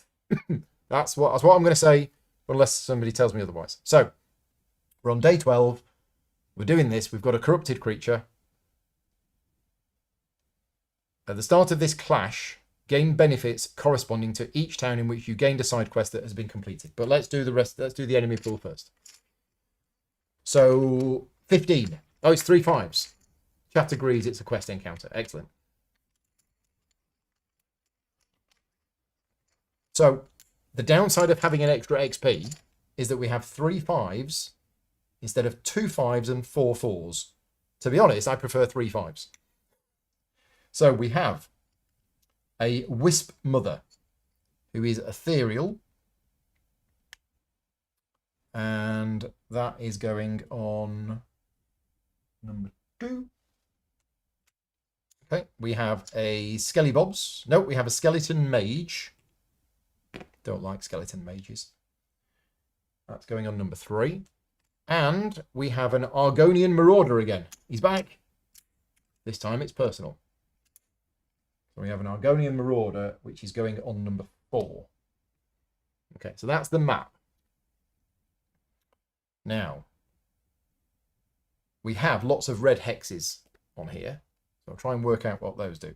At the start of this clash, gain benefits corresponding to each town in which you gained a side quest that has been completed. So South Point. We did South Point. The residents of Valen Wood's southern stronghold teach you new defensive maneuvers. Apply 5 minus number of players, so 4, fear or daze status die to units of your choice. The daze status dice may be applied to quest units. Okay, so that means I can apply 4 daze or fear to enemy units. Right. Also, Willow Grove. The grateful denizens of Willow Grove supply you with a stash of their restoring honeymead. Up to 2 adventurers may either promote their class to master or gain 5 tenacity. Oh, if playing solo, you can do both. Ah, if I'd have known that. Oh, and we use end of session XP. Thank you. Not 15. I forgot we use end of session XP. And this is my biggest criticism of the game, is that the end of session XP is not even on a reference card or back of the rulebook. It's buried in the middle. So session 1. 1 player. Adept. 16. So we're behind the curve. We're behind the curve by 1 XP. I thought we were doing all right. So we need an extra 1. But yeah, that's a bit disappointing that the quest that I did for these people didn't get me very much. But I could have read ahead. So we've got an Imperial Bandit. Where's this going? This is number 5. Okay, right. So there we go. We are ready to go, I think. Ongoing step effects. Adventurers cannot gain side quests in any town. Oh, I should have read this. That's a bit weird. Yeah, the formatting there is a little weird because that is basically the fight, but actually there's this. So it should have said, adventurers cannot gain side quests in any town except Velin Harbour, South Point or Willowgrove. Thankfully, I didn't. During this session, the quest board is a group town action, which is fine. If you choose to work with Zenithissa, the level 4 influence track encounter replaces level 2 to 3. Oh, we've been playing it all wrong. Apologies for that, but I'm going to blame the way that this is formatted. That should be above this because I completely missed that this actually applied to the whole session, and it should have been, because we chose to work with her, that the level 4 effect, in fact the really bad effect, actually should have happened earlier. And the level 4 effects are actually worse. Okay, so we made a mistake. There's not much we can do now. I'm just reading this. Potentially we should have discarded some items. That's fine. I've got plenty of spare items. Yeah, apologies for that. But yes, that's... So my advice with this game is, even though this looks like it's how to set up the clash, which it is, you need to find the bits that aren't relevant to the clash. They should have had the clash bit at the end. But anyway. Yeah, I think we're ready to set up and go. I need to decide which of these items I want. Well, I might as well wear the armour. But the rest of the stuff... I mean, I might as well carry the greatsword. I'm probably not going to use it. As an action on your turn, you may remove a status die applied to an adjacent unit and then gain the same status yourself. Sure, I'll have that. I don't know what it's going to do. Okay. Right. So, fear or daze? Well, we know what fear does. It shuts off all of their combat skills. So that would be awesome. So I could just apply fear, fear, fear, and fear, and then they've got no special abilities at all. Or daze, this unit cannot roll dice on the turn it moves. I mean, if I put fear on them, does it stay? I think it does. So can I literally fear 4 of these and completely switch them off? And I guess the corrupted creature is not special. We need to defeat everything. Yeah, conquer. We need to conquer everything. And we're going to get 2 XP if we do it. Daze goes away, so it's kind of pointless. Fear stays. Well, this just seems bonkers good.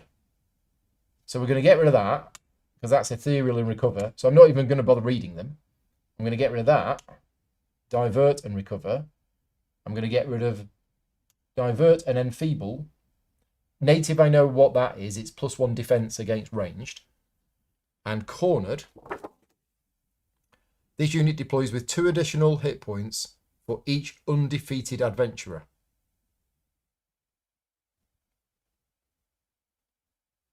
It deploys with 2 additional hit points for each undefeated adventurer. Okay, so 2.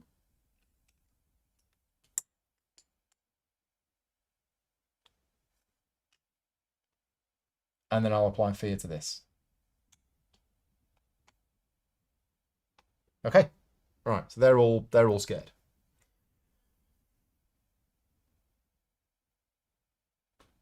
How do we know that daze goes? Does it say?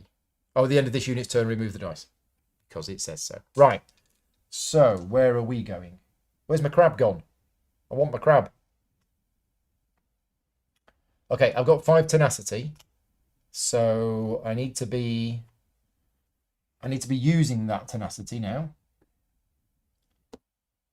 Deal enemy 2 damage equal to its defense stat. Yeah, it's not particularly great. I can deal this damage because of my thrill of the hunt. And I do have the acid spray. So targetable. Is targetable, does it have to be within range? Targetable, page 89. What does targetable mean?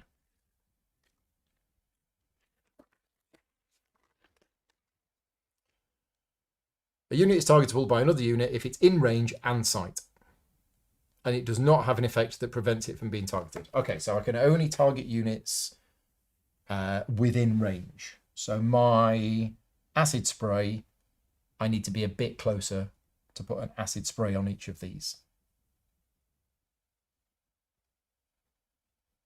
Which I can do.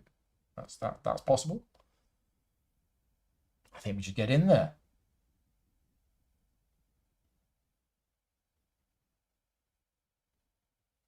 Yep, let's get stuck in.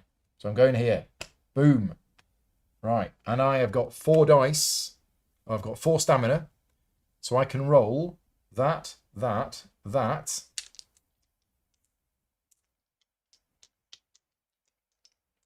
I don't think we want the acrobatics. I don't think me moving around is going to help at the moment. I've not done a delve. This will come in really useful, I think, when we do delves. So I'm just going to roll these 4. And who are we going to shoot?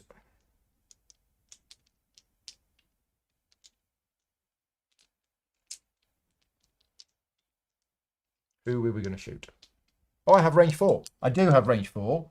I do have range 4. I don't need to move. I stay where I am. Thank you. 1, 2, 3, 4. 1, 2, 3, 4. 1, 2, 3. Yeah.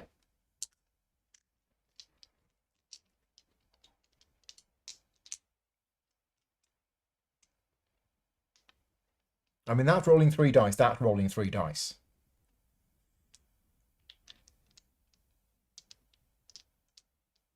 That's rolling 4 dice. Ah, I can reduce that movement by 1. Awesome. Right. So that's not going to be able to hit me. Let's go for the skeleton mage. Right. All of this on the skeleton mage.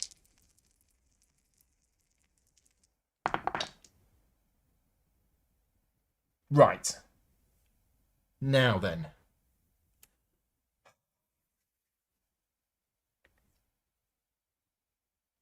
I got options. I'm going to use the silver circlet. But do we want to turn that to acid spray? Or do we just kill the skeleton mage?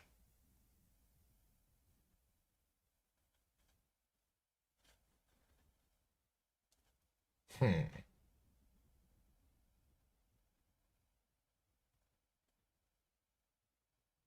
going to turn it to acid spray. And we're going to use the acid spray first. So acid spray. Select up to 3 targetable enemies. Roll 2d6 for each. And if I get a 7 or more, apply the Bane status. So, corrupted creature. No. The skeleton mage. Yes. And the wisp mother. No.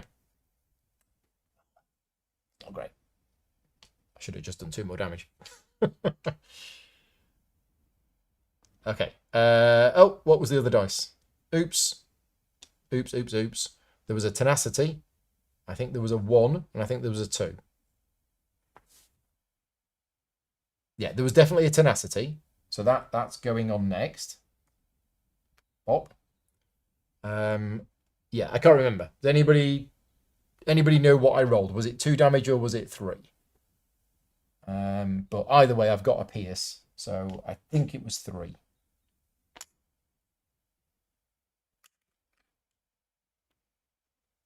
Okay, now we've got Zenithissa.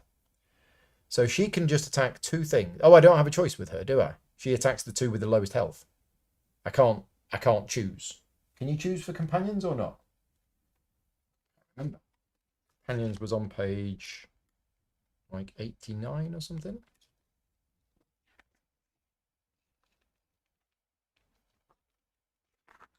Companions. Determine targets. Choose which units the companion targets. Only targetable units. Companions targeting priority is ignored. Yes, you can choose. Okay. It was a 2 damage volley and a 1 damage. Okay, so the other way around, but it was 3 damage either way. So that's fine. Thank you. Well, that's now not going to die. So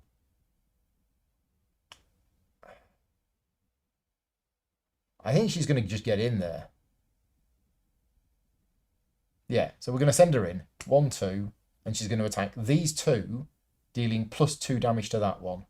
So her 2 dice are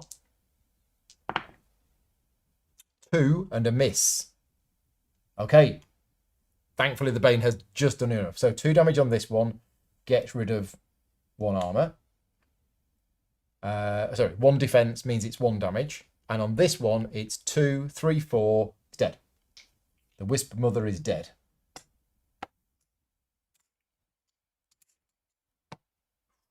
Right. Okay. And then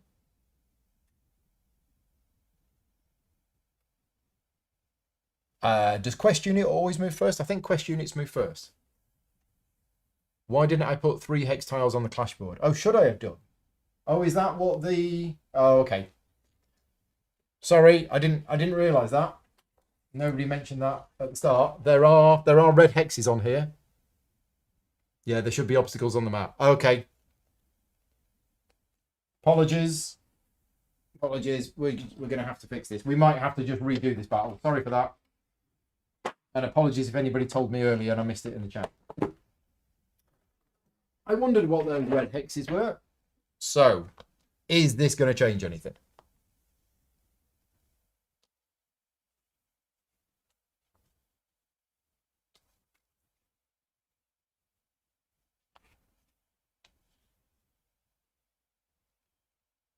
Now, how do obstacles work?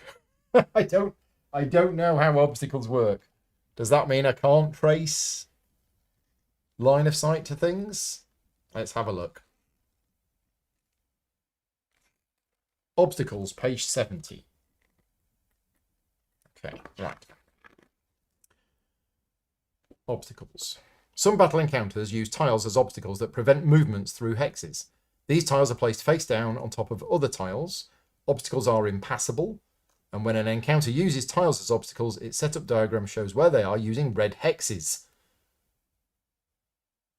So, it prevents movement. Range has to go round it too. Yeah, back to day 1. Oh. I mean, it makes sense that range can't go through them. Oh dear. Oh dear, I was getting hungry as well. Thought we were going to be done with this soon. But I do want to get it right.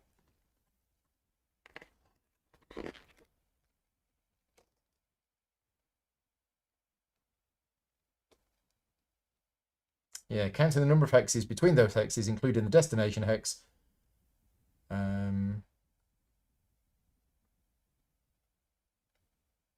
Yeah, I mean, I do believe you, because the chat is all telling me this, but whereabouts is range has to go around obstacles in the rulebook? So, for now, what I'm going to do is I'm just going to undo this, put us back as we were, and see how different it's going to be. It might be quite different. Right, I think that's the setup. So I think we've undone. And I had range 4, so I could go 1, 2, 3, 4, 1, 2, 3. So I'm not sure there is anywhere. No, there is. I can go, if I go here, oh, but then she can't go through me.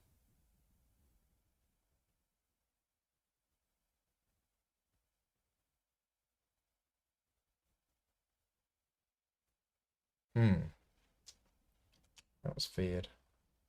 That was feared. Right, where can I go? I could go 1, 2, 3, 4. Yeah, we might do that instead. Because that way I can hit that. Oh, I can still hit those 3. Yeah. So if I move to here, oh no, I can't hit that one. I bet I can target these three. I can target these three with that. Unfortunately, that's going to hit me, and I wanted to avoid that hitting me. Because I am going to be able to stop that hitting me. I tell you what, we can just have that. And, oh, because I want her to move too. Oh.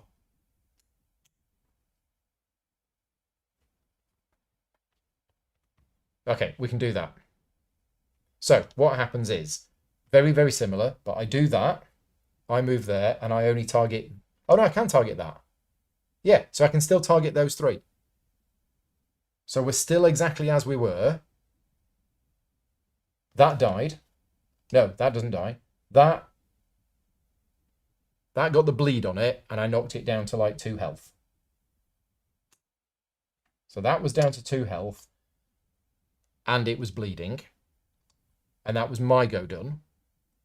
And I didn't hit this, and I didn't put a bane on it, and I didn't hit this, and I didn't put a bane on that.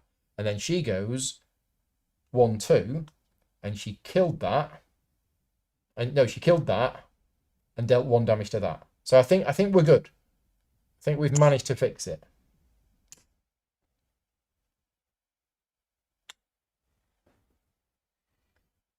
Impassable on page 58. Thank you. Okay, but I think we've fixed it. So now it's their go, and I think quest monsters go first, but I am going to interrupt, and I'm going to use trapping webs, 2 tenacity, to reduce this by 1, to reduce the movement by 1, so it can't actually get to me. So it goes there, because it's getting closer to this, getting closer to me, but it can't attack me because it's range 1. This one dies because it's bleeding. Yeah, quest units first. Got it. And then we got these two. So we've got the Argonian Marauder that will move 2. And it's got range 2, so nothing happens. And then we've got the Imperial Bandit, who can't move because he can't move through friends. And he's got range 1. Okay, that's round 1 done. Round 2. I've got a cooldown of 3, so I get those 3 back.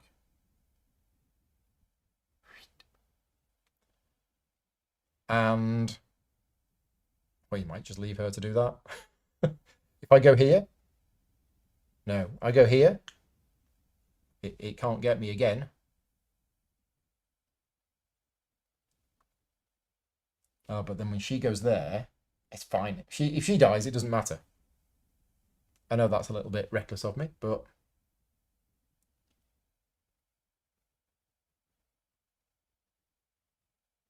Sure. Okay, 4 stamina. 1, 2, 3, 4. And it's got native, so it's got +1 defense against it. So it's got 2 defense against this. But I got 2 pierce, so that's the defense gone. We've also got the acid arrow again, which I'll put in, because you never know. It might work. 7 or more. Yay! Okay, so that's now bleeding. And I've done 2 damage. 2 damage, and I gain a tenacity. Okay, let's put those in. Pop, pop, pop. Right, and then we're going to send her in to here. I think. No, because then she'll get hit by this. Maybe not. We'll put her there. Because she's got range 3, so she can hit both of them. Quest unit cannot gain status dice. Can't they? Oh. So that was rubbish. That acid splash thing was rubbish. Okay. Sad. So she's hitting these 2 things. And it's 2 dice. So it's 2 damage. They've both got 1 defense. So that goes off. There you go. Done. Right. Next, it's them. So this, I'm 3 away. She's 3 away. But it's going for the weakest one. So it goes towards her. So it moves 2, but can't hit her. This one is next. It's got range 2, so it doesn't need to move. So it stays where it is and attacks her with 3 dice. And she's got 2 defense, so she takes 1 damage. And then this one can't get in because it can't move through and it's got... Right, okay, round 3. I'm going to cool down 3.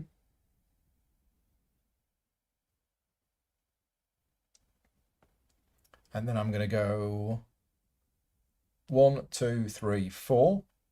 And I'm going to roll... I'm going to engage. And I'm going to roll 1, 2, 3, 4 dice. And we're going to target the corrupted creature.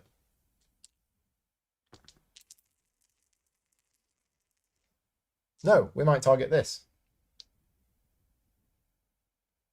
Yeah, we'll target this thing. 1, 2, 3, 4. Okay.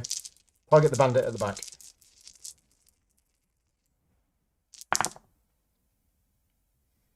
Okay. It's a bit rubbish. So we're going to spend... I should be doing that. I should be doing that to get fatigue. But how do I get fatigue? Yeah. Yeah, we're going to spend 2 tenacity to change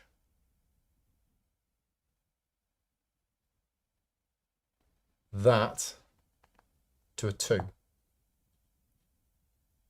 So I've done 4 damage with Pierce. So that's that gone. And I gain a tenacity.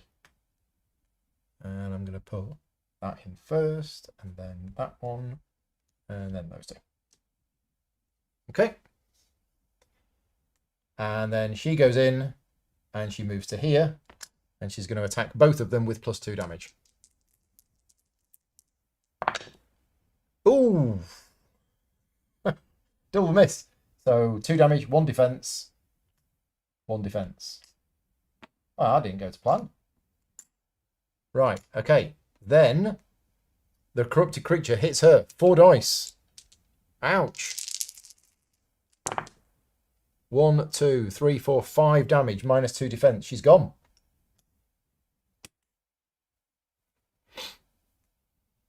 Sad. And then this one, I believe, can't get me. Because you can't move through your friends, can you? So, right, round 4. Well, I kind of needed her. So I'll cool down 3. And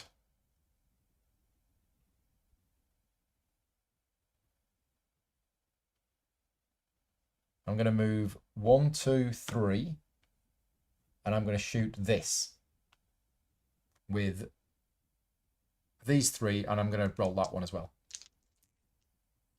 I kind of want to voluntarily take fatigue because of the red guard thing. I probably should be looting these.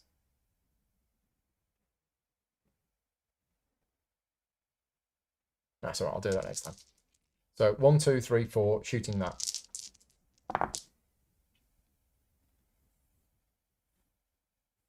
Okay, I'll just stick with that. It's 4 damage with Pierce. It's dead.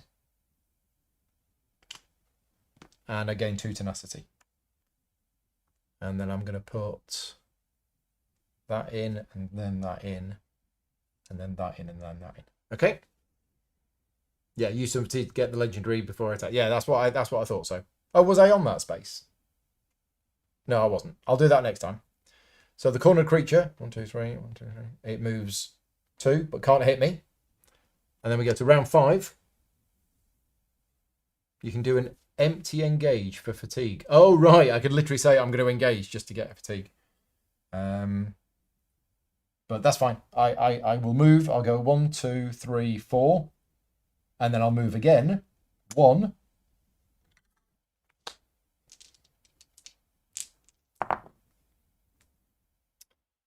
Well, I got the 2.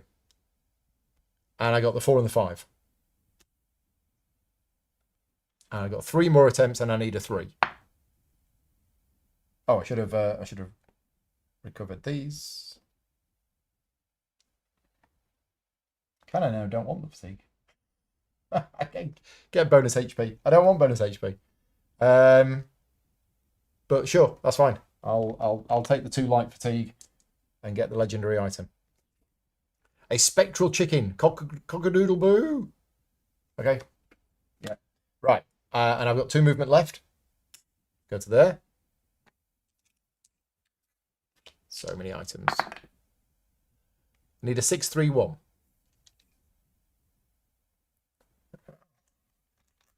No, I'm not taking it yet. 6-3-1. No. And then again.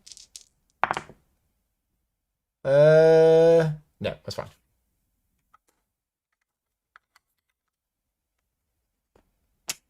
Right. This is round 5. So that moves to there and hits me for 4 dice. Ouch. Right. This is where I should have used my... Yeah. So I've got this Breton Jack. So when I get hit, I recover a skill die, a combat skill dice. I think that's how that works.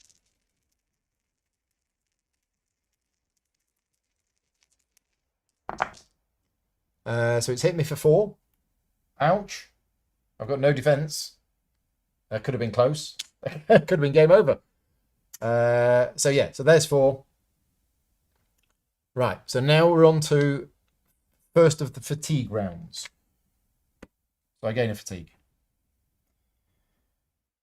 Recovery. Not recovery. Yeah. I get those 2 back. And I get that one back. Right. And then I am going to move 4. And I'm going to go 1, 2, 3, 4. And I can still shoot it. 1, 2, 3, 4. So at this point, I win. Because I can always just stay out of its range. Oh, you gain over fatigue. Oh, sorry. Oh, well, in that case, it's very, very close because I take over fatigue and then I take 1. But what I'm now going to do is once per battle, remove up to 3 fatigue. I can recover 2 to heal for 2. All right, but then I am going to use 1, 2, 3, 4 on shooting this. It's got 2 defense. This is actually coming quite close in the end.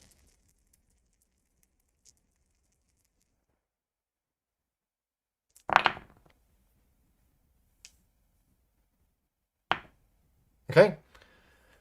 Well, that's terrible. That's really, really terrible. So I am going to spend 2 tenacity to change that to that. Which means, and this is absolutely useless. This acid splash was a complete waste of time. So that's 3 damage with 2 pierce. So the 2 pierce gets round it. It's got 1 health left. Right, and then it moves 2 towards me. Right, and then we go to the next fatigue round. I take another over fatigue. Hang on, these should be in here. So I gain another over fatigue and I take 2 true damage. So I'm on 1 health. Wow. Yeah, roll another attack dice instead of acid. I should have done. That was silly. I should have done that. There's no point in me rolling the acid dice. So this is my final round. I die if I don't do it this round. So I believe I recover 3. So that goes to there. I get these 2. And I'm just going to move to here. Why not? And I'm going to attack it with 4. 1, 2, 3. I mean, I'll roll that because it's got tenacity on it. Oh, you could have chosen not to use it.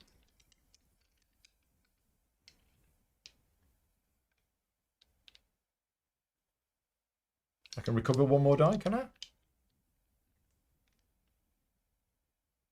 Okay, I think this would be okay. I'll check the rules on that in a minute. But all I need is 3 damage. Oh, seriously?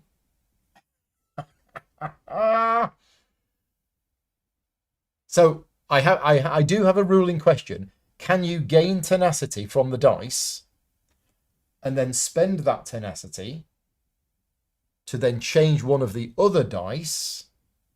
It doesn't actually matter in this case because I have the 2 tenacity. So I spend 2 tenacity to change that, which kills it. And then I gain 2 tenacity back. But yeah, can you do that? So we're done.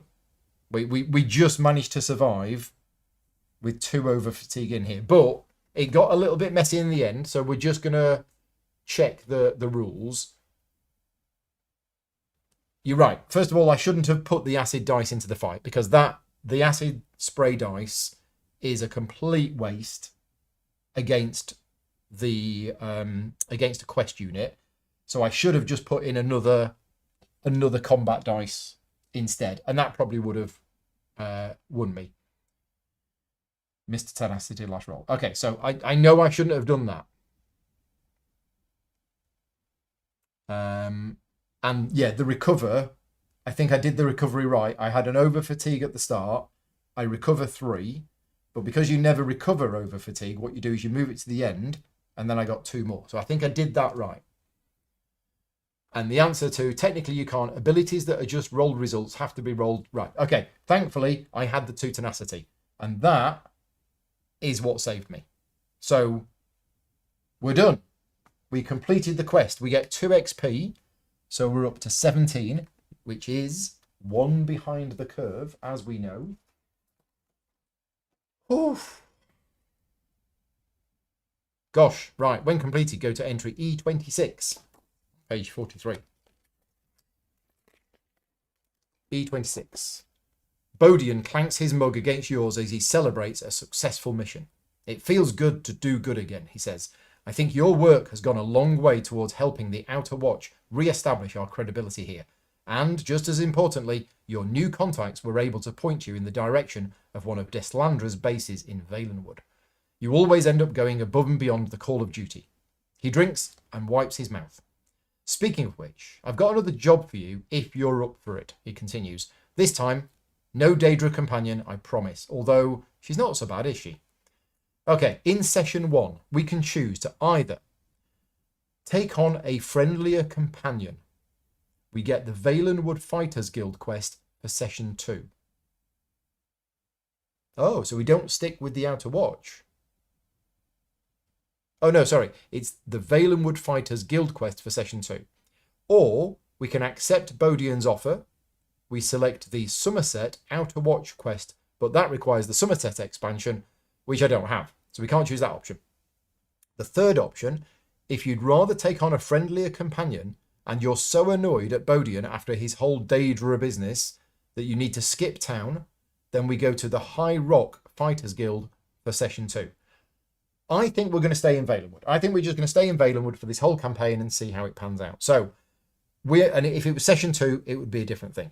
So we gain another keyword, notoriety. So I need to write this down. We've gained rude and notoriety. So we are going to take on a friendlier companion. We select the Valenwood Fighters Guild quest for session 2. Now, where is that? It doesn't say go to page whatever. So I don't know how that works. The Valenwood Fighters Guild quest. Oh, actually, so what it is go back to the start. And instead of it being the Mages Guild, the Thieves Guild, the Fighters Guild, the Dark Brotherhood, the Undaunted, Psychic Order, Psychic Order, Psychic Order, Psychic Order, Eyes of the Queen. Is it in here? Is it in here? Where is it? I don't know. Or maybe it's the name of the quest. Oh, I'm confused. This is the one part that I found was a little vague in terms of what you're actually supposed to do. Oh, hang on a minute. What's all this? Oh, I think the City of Ash should have been a dungeon. Oh, we didn't go there. Or did we? Yeah, we went to the City of Ash. That possibly should have been a dungeon. I've never done dungeons before, so I don't know. Right. It's a new guild. Okay, it's a new guild, and there are some special cards here. No, it's not those. Where is this guild then?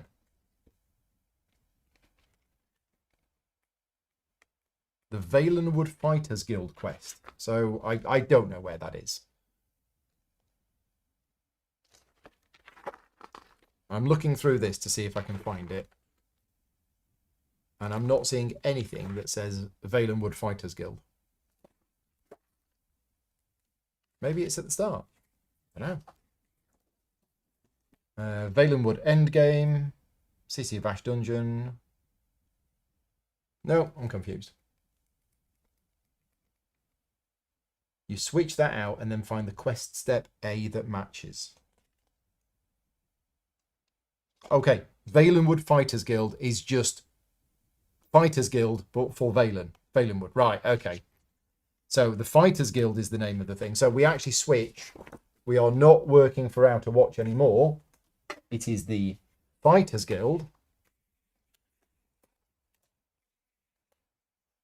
Okay, you don't normally switch guilds, but... And then we're going to do the A quest for the Fighters Guild. Yeah, that's a bit confusing. Which is Hunted. Is that right? We're doing Hunted. A10. Okay. And that will be session 2. So in session 2, which will be in about 2 o'clock. Yeah, I thought it was going to be about 3 o'clock. Probably be in about half an hour's time. So in half an hour's time, so about 2:45, I'm going to be going live with session 2, which is going to be starting in Arenthia, wherever that is. Right, I assume that the influence goes back to the start. It's got to, because you don't record it. We do have 2 keywords, which was what? Notoriety and rude, and we're going to be playing through session 2.